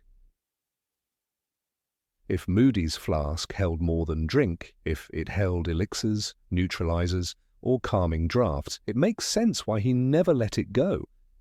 Its presence wasn't just about nourishment, it was his ritual, his armor, his final line of defense. Every sip was a small act of resistance, a reminder that though others might fall to complacency, he would never give the enemy the chance to strike again. What remains most tragic is the isolation. Moody, the greatest aura of his time, lived in a state of siege even after the war was over. He never married, never settled, never even dined in peace. If indeed his caution was rooted in a poisoning attempt, perhaps by Wilkes, Rookwood, or some nameless infiltrator, then every meal he skipped was a memory of that moment, every sip from the flask a whisper of survival. In the end, the flask was never truly about drink. It was about control, about making sure that the one thing he consumed each day came from his own hands, not someone else's. It was, perhaps, the only way he felt safe. And in the world Alastair Moody lived in, where allies turned into enemies, where even his own body betrayed him with scars and injury, safety was the rarest potion of all. Number 22. Is it true he survived a battle with Grindelwald? Alastair Moody, better known in the wizarding world as Mad-Eye Moody, remains one of the most enigmatic figures ever to wear the robes of an aura. Born in the first half of the 20th century, Moody's early years are shrouded in secrecy, but what little we do know paints the picture of a man forged in the fires of magical conflict. He was already considered a rising star within the Department of Magical Law Enforcement when Gellert Grindelwald's shadow began to spread across Europe. At a time when many turned away from danger, Moody walked directly into its path. He would become one of the most feared hunters of dark wizards in magical history, but behind every legend lies a past, and behind every scar, a story. The real question haunting the annals of wizarding history is this: did Mad-Eye Moody fight in the final war against Grindelwald, and did he survive one of its most devastating battles? The timeline offers tantalizing clues. Gellert Grindelwald's reign of terror reached its zenith in the 1940s, culminating in his defeat by Albus Dumbledore in 1945. If we believe the official record, Moody was already active as a young Auror by the early 1950s, which would place him in training or early missions during the last wave of Grindelwald's insurrection. But several unofficial sources, often dismissed as unreliable, claim Moody's first real baptism by fire came earlier, in the dying embers of Grindelwald's war. One such story tells of an operation in the Carpathian Mountains, where a group of British Aurors was dispatched to intercept Thorfinn Rosier the Elder, a dark wizard closely tied to Grindelwald's inner circle. This Rosier, grandfather of the Death Eater by the same name, was believed to be hiding a powerful artifact gifted to him by Grindelwald himself, a shard of the Mirror Veil, capable of masking entire fortresses from magical detection. According to a confidential file referenced in the Unsung Vigil, a history of Auror sacrifice, Moody was part of that covert strike team. They were ambushed during a night descent into a ruined village, and the battle that followed was brief, brutal, and tragic. Only 2 Aurors survived, a young Mad-Eye and senior investigator, Agnes Hallowell. The file, redacted in several sections, implies that Moody was gravely injured when a blasting curse shattered the ground beneath him. It was during that mission, the file claims, that he lost his leg and sustained irreparable damage to his eye, prompting the future development of his magical prosthetics. Hallowell, who retired from active duty shortly afterward, refused to speak publicly about the mission, citing lingering hexes that affected her memory. However, she was once overheard in a St. Mungo's ward muttering, "He wouldn't fall. Even when they burned his face, he wouldn't fall." Mad-Eye's silence about the matter only deepened the mystery. Throughout his long career, he never publicly confirmed which battle had cost him his leg, and neither the Ministry nor the Department of Magical Law Enforcement ever issued a formal statement. It's entirely plausible that the mission, if it occurred during the Grindelwald conflicts, was conducted under such secrecy that its details were permanently buried to avoid sparking panic during a fragile post-war recovery. But legends, like curses, never die quietly. Rumours swirled for decades that Moody had once stood face-to-face with a member of Grindelwald's High Circle and lived to tell the tale. The implications are staggering. If Moody truly fought in the Grindelwald conflict, it would make him one of the very few Aurors to survive both major dark wizard uprisings of the 20th century. Consider the psychological toll: decades of relentless vigilance, a body slowly broken by violence, and a mind hardened by betrayal. As the books themselves note, Moody's manner might strike many as paranoid, but when one has lost as many friends as he has, paranoia becomes prudence. Harry Potter and the Goblet of Fire, Chapter 12. It was this lived experience, shaped by an earlier war perhaps, that moulded him into the merciless strategist and hardened veteran later seen during the First Wizarding War against Voldemort. Albus Dumbledore himself once alluded to Moody's unspoken past. In a little-known footnote in Dumbledore, The Life and Lies, Rita Skeeter quotes a Hogwarts source who remembers Dumbledore saying, "Moody's survived horrors no young wizard should ever witness. He's passed through fire and come out scarred, but not broken." While Dumbledore never directly tied Moody's suffering to Grindelwald's campaigns, the timing, once again, aligns too perfectly to ignore. Dumbledore, after all, defeated Grindelwald in a duel that is still considered the greatest of all time, and it is hard to imagine that he would speak so solemnly of someone who had merely tangled with lesser Death Eaters. In fact, one obscure publication, Echoes of the War, claims that Moody was temporarily stationed in Switzerland during 1944 as part of an international magical coalition monitoring Grindelwald's movements in the Alps. The Swiss ministry refused to confirm this, but several veteran wizards from that era recalled sightings of a British boy with a savage glare and a wooden cane assisting with evacuation efforts in the wizarding quarter of Zurich. One such witness, Wilhelm Stratt, now deceased, reportedly told his grandson that Moody saved his life during an avalanche triggered by dark magic. Stratt remembered the man vividly, not because of his injuries, which were yet to occur, but because of the burning fury in his eyes, as if vengeance lived in his bones. The theory gains further strength when one examines the timeline of Moody's ascent through the Auror ranks. By 1952, he had already earned his first Distinguished Service Medal and was referred to as a war-scarred operative in internal communications. But which war? The only known official conflict at that point was Grindelwald's War, and no other global magical threat of that scale existed in that decade. Either the Ministry was inventing a fictional war to explain Moody's injuries, or they were carefully sidestepping the truth to protect classified operations. A particularly convincing piece of evidence comes from a 1977 article in the Daily Prophet written by Elphias Doge, a longtime friend of Dumbledore and Order of the Phoenix member. In it, Doge laments the toll of two great wars on the wizarding world, adding that men like Alastor Moody, who served before Voldemort's first rise, carry in them ghosts we cannot name. The phrasing is telling. Doge did not merely reference an early war. He distinguished between before Voldemort and the First Rise, which would seem to encompass Grindelwald's era. Still, Moody himself remained impenetrably silent. In every documented interview, when pressed about the origins of his injuries, he would simply grunt and change the subject. One junior reporter from Witch Weekly wrote in her diary that during a brief interview in 1983 she asked Moody whether he had ever faced Grindelwald's followers. His response, "Faced worse." Though the quote was never published, it has since entered the folklore of Moody's mythos, cryptic, deflective, yet strangely revealing. The magical community may never get definitive confirmation, but sometimes absence speaks louder than presence.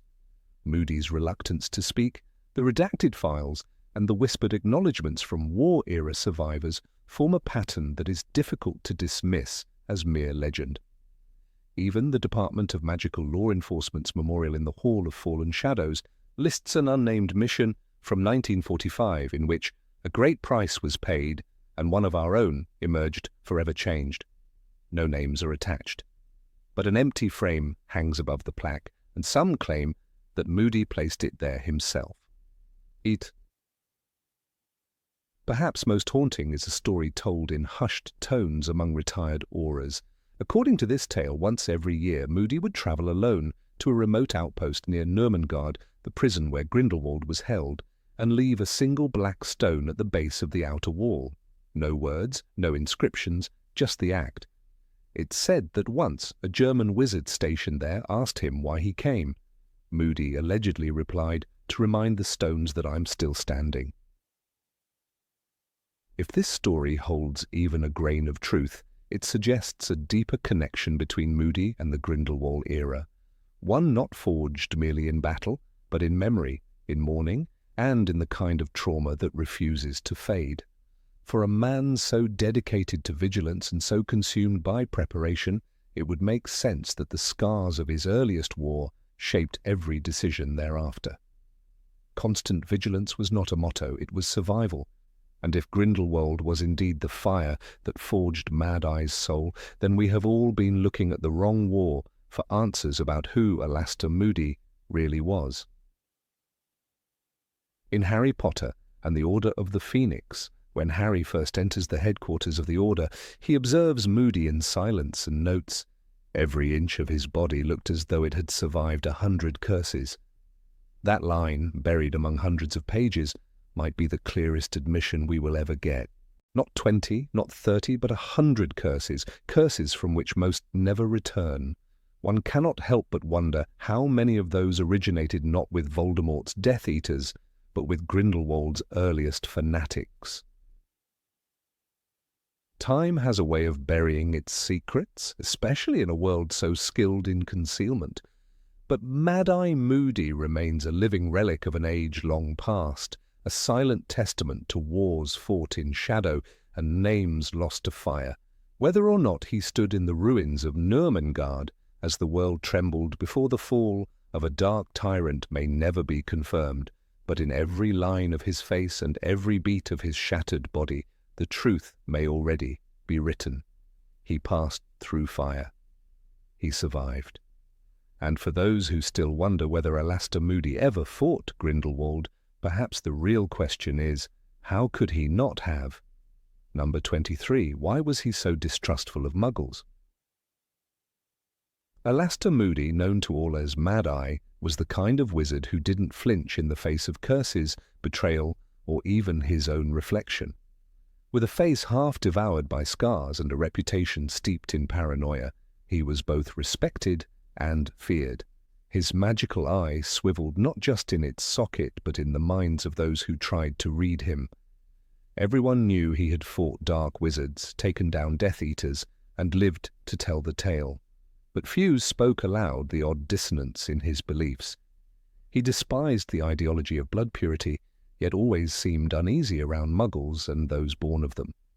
It was one of those silent contradictions in the wizarding world, understood but never questioned, until one starts digging into his past.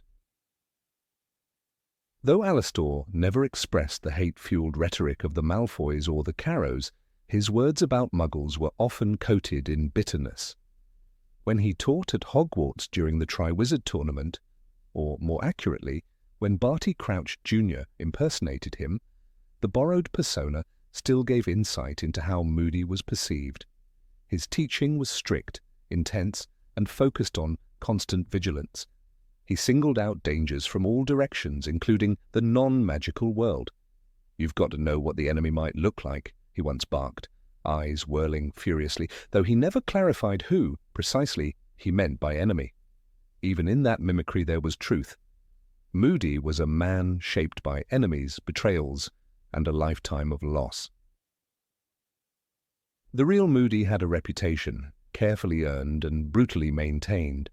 He was a trusted aura, the backbone of the Ministry's resistance against Voldemort during the First Wizarding War. He arrested half the known Death Eaters, often alone, often at great cost. But behind every successful mission was a trail of psychological scars, and many believe one such scar may have been inflicted not by a dark wizard, but by a Muggle. The Ministry files that detail Moody's early assignments have long been sealed, but among the auras who trained with him, there is a whispered story of a Muggle informer named Thomas Keene. According to unofficial reports, Keene was a London-based contact who provided Moody with information about strange activities in Knockturn Alley, all disguised through the lens of a local detective's curiosity. For months, Keene passed notes, locations, and times to Moody, allowing him to intercept rogue witches who were evading arrest. Until one day, a tip led Moody into a trap, and he barely escaped with his life. The ambush, staged in the abandoned tunnels beneath Charing Cross, cost Moody a piece of his leg and very nearly his magical eye. Officially, it was blamed on a group of underground dark wizards operating outside the purview of Voldemort, but the trail led back to Thomas Keene, who vanished the same night. Rumour has it he was paid by Death Eaters, a Muggle, corrupted by gold, who saw no difference between the factions of a magical war he didn't understand.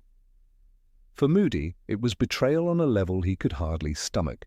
From then on, those who knew him said he treated non-magical interference with intense suspicion, whether from ignorance or malice. He once told Kingsley Shacklebolt, "A man without magic is still dangerous. More so sometimes because you don't see him coming."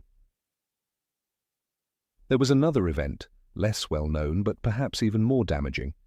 During a joint operation in northern Scotland, Moody worked alongside a young witch named Clara Wexley, a Muggle-born prodigy from Ravenclaw who had joined the Department of Magical Law Enforcement straight out of Hogwarts.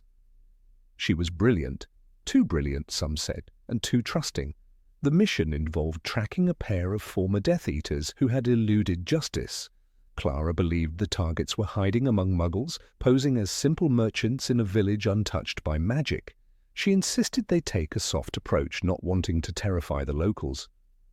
Moody, ever skeptical, warned her that appearances deceived, but Clara was adamant. She went in first.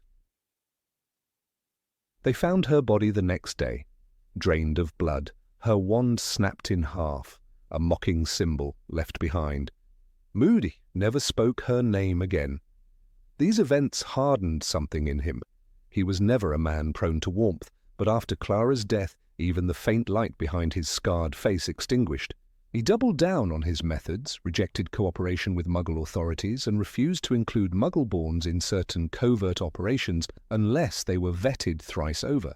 His motto became gospel, constant vigilance. It wasn't paranoia, he argued. It was realism. The world was darker than people liked to admit, and those without magic were just as likely to turn, betray, or die because they misjudged the stakes. To him, magic wasn't superiority, it was liability, a glowing target in a world where few could defend themselves. This fear translated to the classroom as well. Even under the false teaching of Barty Crouch Jr., Moody's persona maintained a stringent attitude toward Muggle-borns. He challenged Hermione Granger more than once, pressed her to cast unforgivable curses in controlled settings, and seemed always to be testing her loyalty. "You need to know how to survive," he told her, as if survival depended on proving you belonged. The real Moody might never have said that in those exact words, but it rings with the same frequency as his own worldview. Magic is dangerous, and no one, regardless of background, should be naive enough to believe otherwise. In the Battle of the Department of Mysteries, Moody's demeanor remained cold even as he fought alongside teenagers. He was particularly hard on the Muggle-borns among them, barking orders, mistrusting their instincts. Even Tonks, a half-blood, once remarked that he trusted experience over blood. A compliment on the surface, but beneath it lay the suggestion that blood still mattered, at least in how quickly you'd be considered a liability.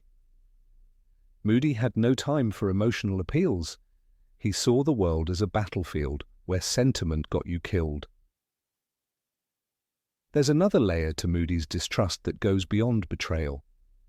Some historians of the Order of the Phoenix speculate that Moody simply saw Muggles as uncontrollable variables. They couldn't be taught magic, couldn't defend themselves, and could easily be manipulated by either side. During the First War, several Muggle villages were wiped out by Death Eaters just to make a point. Moody witnessed that kind of carnage, and he internalized the danger of leaving Muggles exposed, but instead of viewing them as victims, he saw them as walking liabilities. He preferred to keep them at a distance, not out of hatred, but out of cold, brutal calculation. This mindset is echoed subtly in Order of the Phoenix when Moody helps escort Harry to Grimmauld Place. His handling of the situation is severe, his tone sharp. He avoids comforting words, focusing instead on operational security. When discussing the Dursleys, there's no compassion, only logistics. He seems to hold no affection for Harry's Muggle relatives and doesn't even express shock at how they've treated him. "Best we get moving," he mutters, never bothering to inquire about their role in Harry's life. It's as if, to him, they're background noise, irrelevant except for their potential to interfere. Interestingly, Moody's lack of trust doesn't extend to all non-purebloods. He had a strong relationship with Kingsley Shacklebolt and respected Tonks deeply. What they shared, though, was battle readiness. They had proven themselves not just with talent, but with discipline. For Moody, it was never about bloodline, it was about the illusion of safety. Muggles and Muggleborns often entered the magical world thinking it was whimsical, wondrous, and bright. Moody knew otherwise. His entire life had been a study in disillusionment. Perhaps he resented not Muggles themselves, but the hopeful naivete that came with crossing the magical divide. Some believe there was another event far earlier that cemented his outlook. When Moody was still in training, he supposedly worked a case involving a Muggle serial killer named Edward Glasden, whose crimes were so grotesque they echoed dark magic rituals. The case was so horrifying that it led to Moody's first ever use of a memory charm on himself, a rare and dangerous act.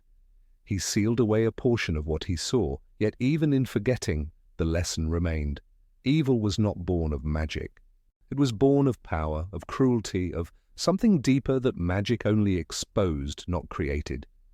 From that point forward, Moody rejected the comforting binaries of pure-blood dogma or Muggle innocence. To him, everyone was a threat until proven otherwise. In the aftermath of his death, the Order mourned deeply, but even then few mentioned his views on Muggles. It was a complex topic and too uncomfortable, too nuanced. Perhaps it was easier to remember him as a hero who sacrificed everything. Yet the shadow of that contradiction lingered, the man who fought for freedom, yet distrusted the very people he was meant to protect. When asked about Moody's legacy, Arthur Weasley once said, "He gave us the tools to survive, but not the reason to live." It was a telling statement, one that spoke to Moody's strengths and his tragic limitations. It is tempting to reduce his attitude to mere trauma, to chalk up his coldness as a side effect of war, but that does a disservice to the man he was. Moody didn't mistrust Muggles out of fear. He mistrusted them out of observation. He had seen kindness turn to treachery, innocence turned to manipulation. In his eyes, a wandless hand could still pull a trigger, still sign a confession, still betray a name under pressure. For a man who'd buried too many comrades, that was reason enough. Ultimately, Moody's view of the world was not shaped by prejudice, but by the relentless erosion of idealism. In a different life, perhaps, he might have found a Muggle he could trust, or a reason to let go of the ghosts. But the world he lived in never allowed it. And so he carried that suspicion to his grave, another casualty of a war that never truly ended. Number 24, where did he keep his magical artifacts? Mad-Eye Moody was a man forged in battle and paranoia. Every corner of his life was shaped by distrust, preparation, and an unyielding obsession with vigilance. He was a legend not only for his exploits as an Auror, but for the curious arsenal of magical artifacts he wielded, many of them forbidden, most of them obscure, and all of them powerful. Students at Hogwarts spoke of his magical eye, but few ever imagined that was only the tip of the iceberg. His real strength, his edge in every confrontation, came from the vast collection of enchanted instruments he had amassed over decades of fighting the dark art. Yet, despite how many artifacts he used, no one ever truly knew where he kept them. The inside of his home gave no clues. It was guarded and charmed beyond reason, filled with dark detectors and enchanted locks, but surprisingly sparse. Kingsley Shacklebolt, who once visited his residence on official ministry business, remarked that it looked more like a trap waiting to spring than a living space. Moody didn't trust the ministry with his secrets, nor did he allow anyone close enough to find out what else he had at his disposal, what he carried on him, such as his faux glass, his secrecy sensors, and, of course, the ever-vigilant magical eye, was only a fraction of what he owned. He collected magical compasses said to spin wildly in the presence of deceit. He possessed mirrors that whispered when someone was watching from afar. There were tales of him using a crystal globe etched with symbols that revealed traces of hexes left behind in rooms days after they had been cast. One Auror, Dawlish, claimed to have seen a screaming dagger among Moody's things, a weapon enchanted to emit a deafening screech when dark intentions were near. But if Moody did keep such an item, it was never documented in ministry records, and no such weapon appeared in the inventory after his death. These artifacts weren't stored at the Ministry of Magic, and not simply because they were unregistered or too dangerous. Moody didn't trust the people who ran the place. The Department of Magical Law Enforcement had seen too many corrupt officials over the years, and Moody, having fought both Death Eaters and double agents, refused to leave his most precious tools in the hands of bureaucrats. He once told Tonks that even the walls have ears in the ministry. There was no vault there that could calm his mind. Some assumed he stored the items in the cellar of his house, but Moody had no ordinary home. The foundation itself was charmed with decoys and illusions. A trained curse-breaker from Gringotts once said that stepping into Moody's house was like walking into a maze that eats itself. The rooms shifted, staircases looped back to the same floor, and windows showed landscapes that did not exist. If the artifacts were hidden there, no one could find them, even if they tried.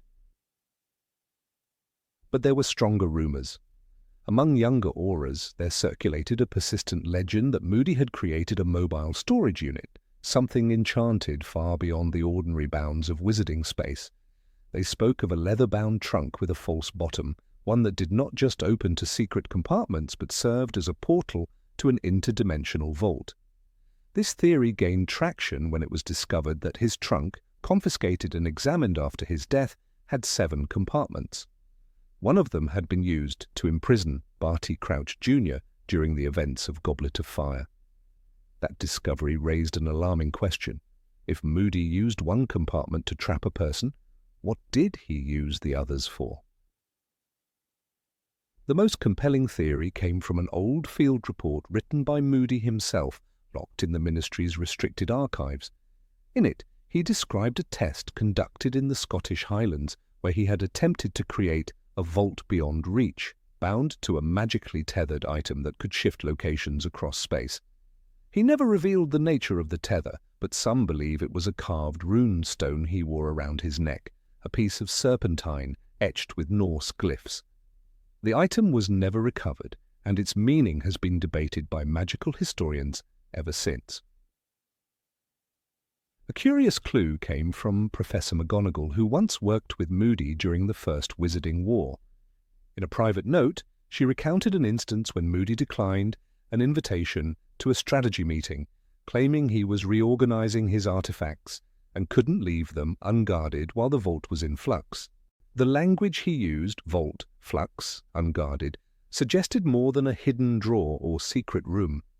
It hinted at something alive, something magical in its very structure, capable of slipping through the boundaries of physical reality. Some even claimed Moody had modelled his storage on ancient magical techniques used by the Unspeakables in the Department of Mysteries. There are mentions of rooms without walls, of pocket realities that existed within stones, chests, or enchanted paintings. If anyone outside the department knew how to replicate such a feat, it would have been Mad-Eye. He had connections no one else dared to use. He had studied dark magic to fight it, and in doing so had learned things that most witches and wizards would never dare to understand. When Alastor Moody died, much of his knowledge died with him. But not all. Shortly after the Battle of the Seven Potters, when members of the Order were gathering his remaining belongings, Bill Weasley reported that several of Moody's known artifacts were missing. His secrecy sensors, his compass, and even the charmed mirror that detected invisibility cloaks were gone. Some assumed Death Eaters had found and looted his possessions, but others whispered of a deeper truth, that the vault had moved again, now hidden from the world, waiting for the next worthy soul to find it.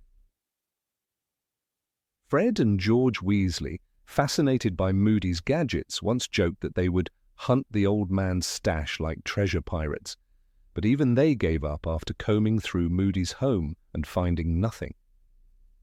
"It's like he vanished with it," George told Ginny, "or like it's watching us, just waiting to see if we're clever enough." The legend grew. Young aurors began to speculate that the vault still exists, perhaps bound to a location known only to Moody, or to a magical command phrase now lost to time. Some believed it would only open to a bloodline match, or to someone who carried the same magical intention Moody had in life: defense, vigilance, and a touch of justified paranoia. Others believed that the vault would reveal itself only in times of great need, when the threat was high enough to justify the release of such dangerous power. It was Kingsley Shacklebolt, now a seasoned wizard, and former Minister of Magic who perhaps came closest to understanding Moody's methods. He once wrote in a private journal that Mad-Eye didn't hide things where no one could find them. He hid them where only someone exactly like him would want to look. That statement echoed like a riddle, one that Aurors have pondered for years. If someone were to think like Moody, layered, defensive, and obsessive, could they retrace his path? There was one final clue, perhaps the most cryptic of them all. In a letter Moody once sent to Dumbledore during the height of Voldemort's rise, he wrote, "If I go down, I'll do it, knowing the vault stays sealed. The artifacts will choose their time, not me, not you, not even death will open that door."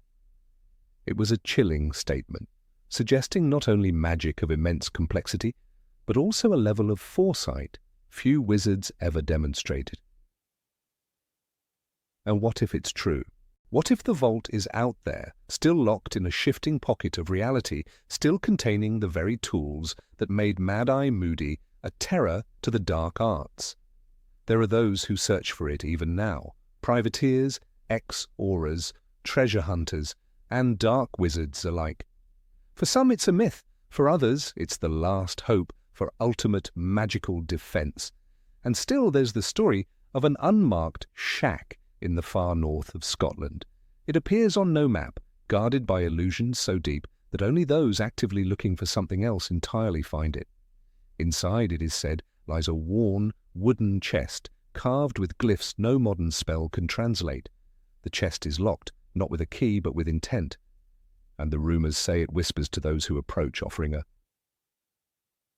single warning, constant vigilance. If the vault exists, it is not merely a storage place. It is a puzzle, a test, and a final defense. It is Moody's last trap, for friend or foe. No ministry official has confirmed its existence, but no one has been able to dismiss the claims either. For a man like Alastair Moody, death was not the end. It was the final security measure.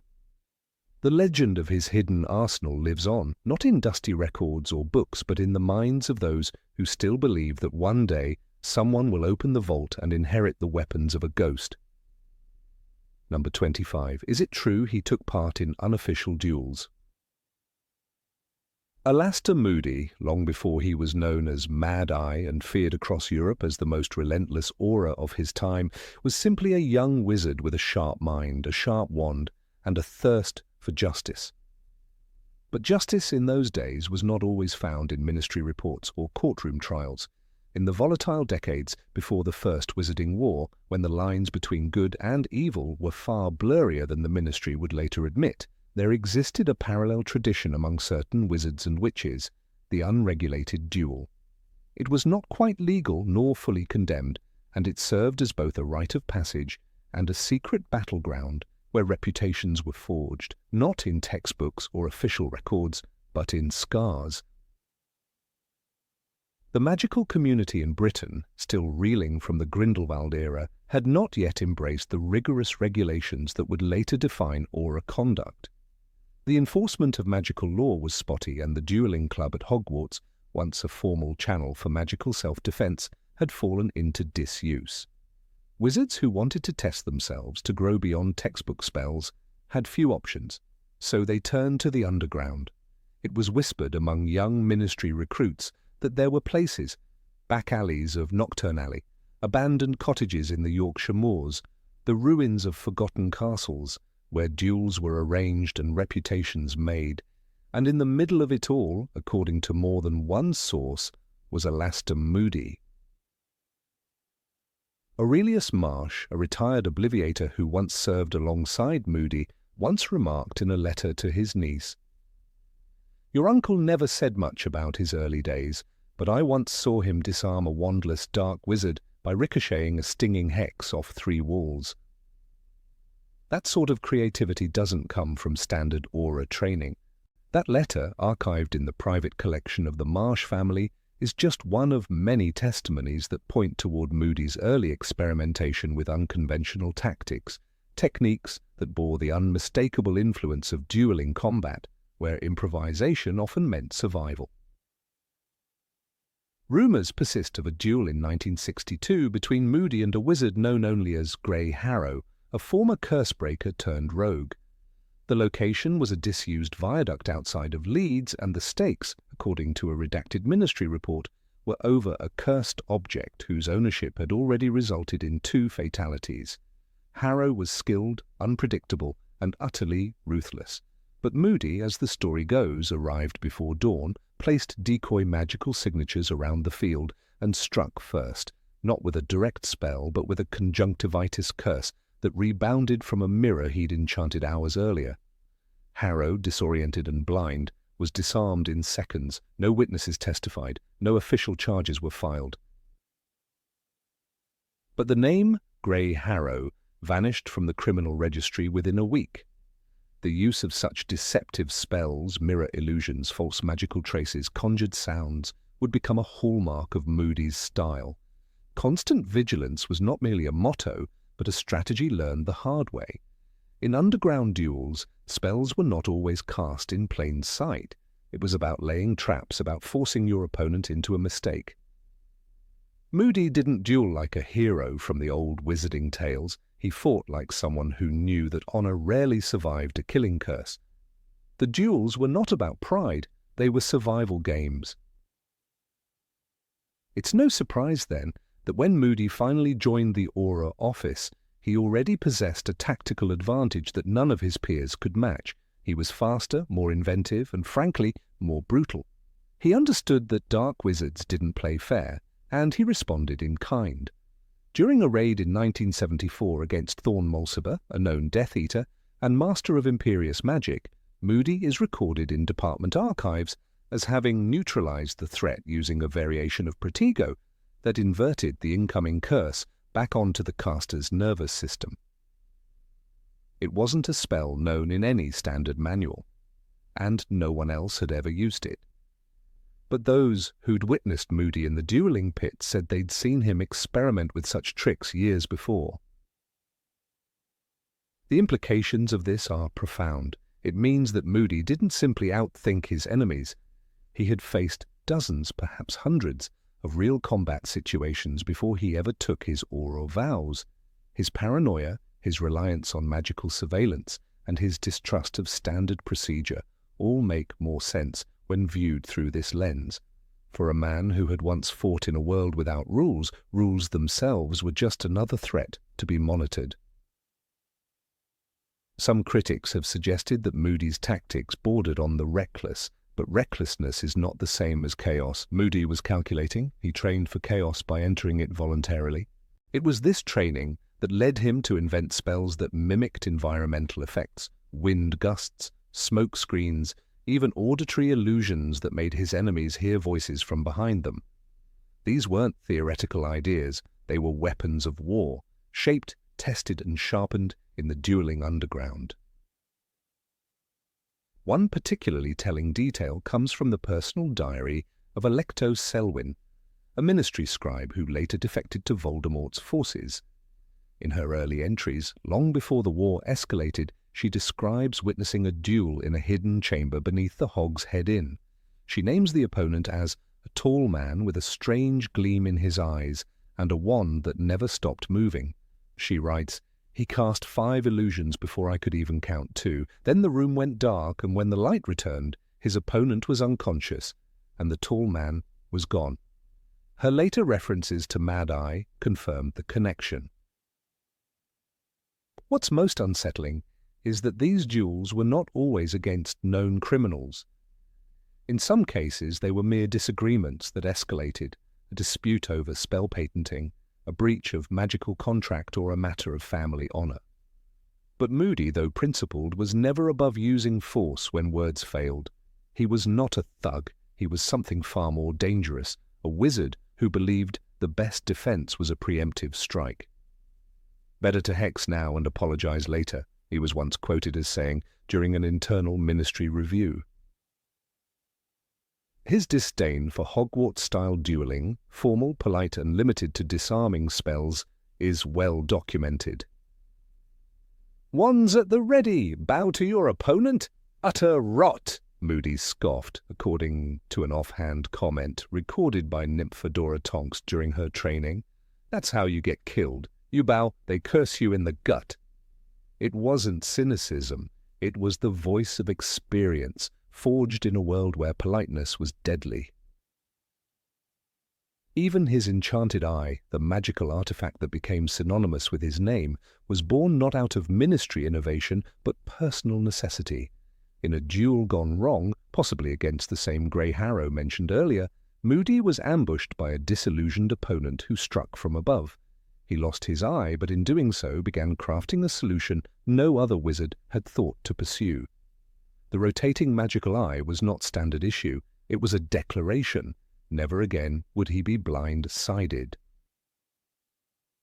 In the early 1980s, the ministry quietly outlawed unregulated duels, but by then the culture had already shifted. Dueling was no longer seen as noble. It was dangerous, untrustworthy, a relic of a darker time. Moody, by that point, was both legend and warning.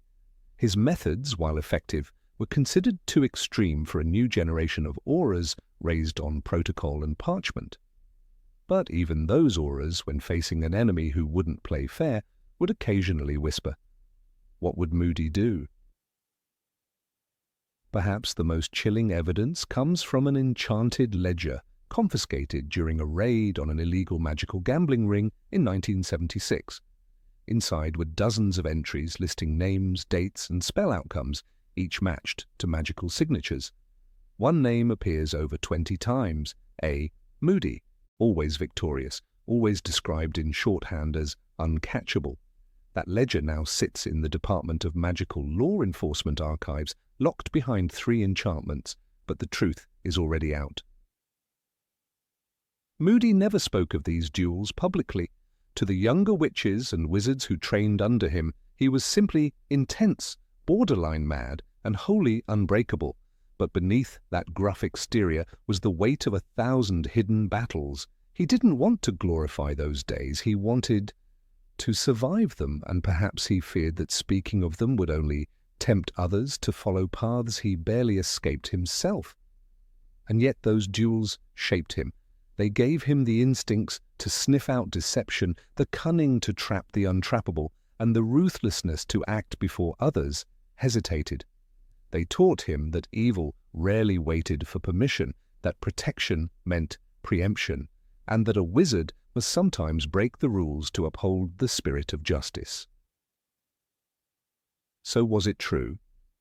Did Alastor Moody participate in unofficial, underground magical duels in his youth? The evidence, though circumstantial, is overwhelming. Names, techniques, injuries, and whispers in shadowed corners all point to a truth the ministry never officially confirmed. But one need only look at how Moody fought, how he trained, how he lived, and how he died, to know that he was not forged by textbooks or quiet halls. He was forged in fire, in shadow, in the unspoken arena where only the clever, the ruthless, and the vigilant survived. Number 26. Who was his mentor in his youth? Alastor Moody never talked about his youth.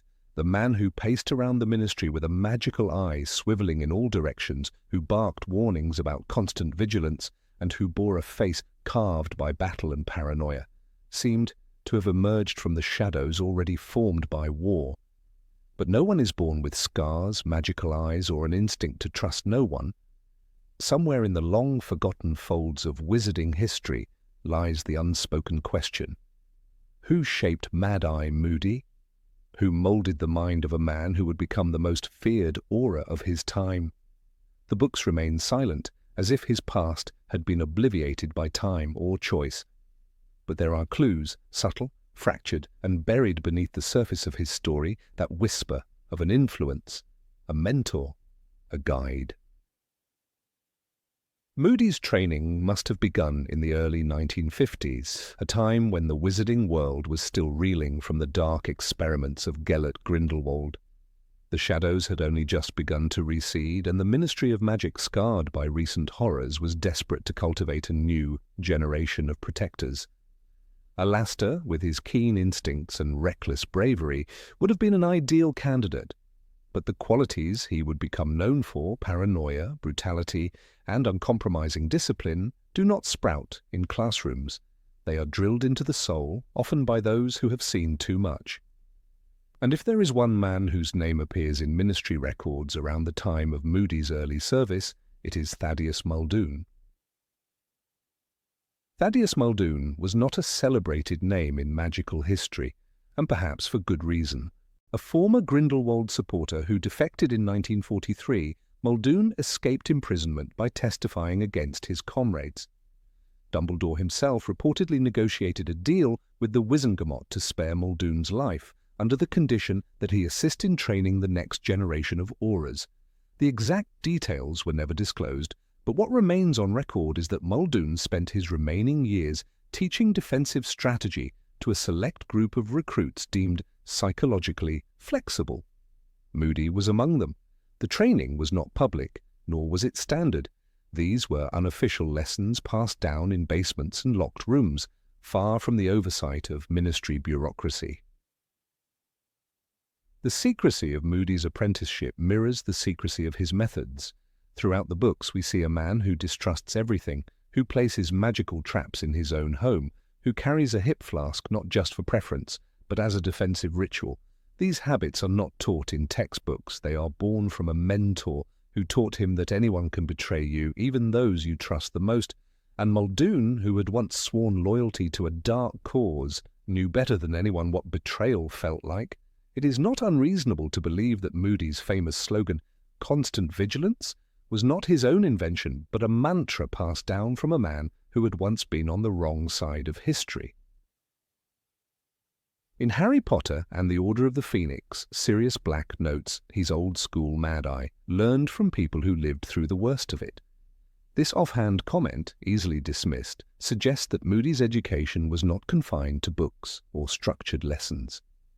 He learned from those who had walked the razor's edge between dark and light, those who had seen the seductive promises of power and lived to regret it. Muldoon's name does not appear again in the books, but this silence may speak volumes. What if Moody erased all traces of his mentor to protect his own legacy?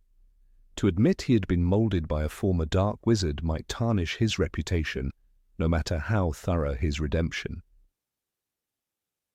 There are traces of Muldoon's influence in Moody's tactics. Consider the use of magical concealment and layered hexes. During the rescue of Harry from Privet Drive, Moody arrives prepared for every contingency, decoy detonators, disillusionment charms, even a preemptive imperious counter-hex. These are not ministry-regulated spells, they are battlefield improvisations, exactly the kind of magic Muldoon was known for during his covert operations against Grindelwald's followers in Albania. Muldoon believed that magic was only as good as its creativity, that the most dangerous spells were the ones no one expected. It was a philosophy that shaped Moody's entire career. The physical transformation Moody underwent throughout his career further suggests a background shaped by personal trauma and unorthodox training. Losing an eye, a leg, and more comrades than he could count, he became a figure of fear not only to dark wizards but also to his allies. He interrogated suspects with a ruthlessness that made even other Aurors uneasy. This moral ambiguity, this willingness to straddle the line between law and necessary brutality, bears the mark of a teacher who had once served darkness. Moody became the Auror Muldoon could never be, loyal, incorruptible, but also cursed by the paranoia of his mentor.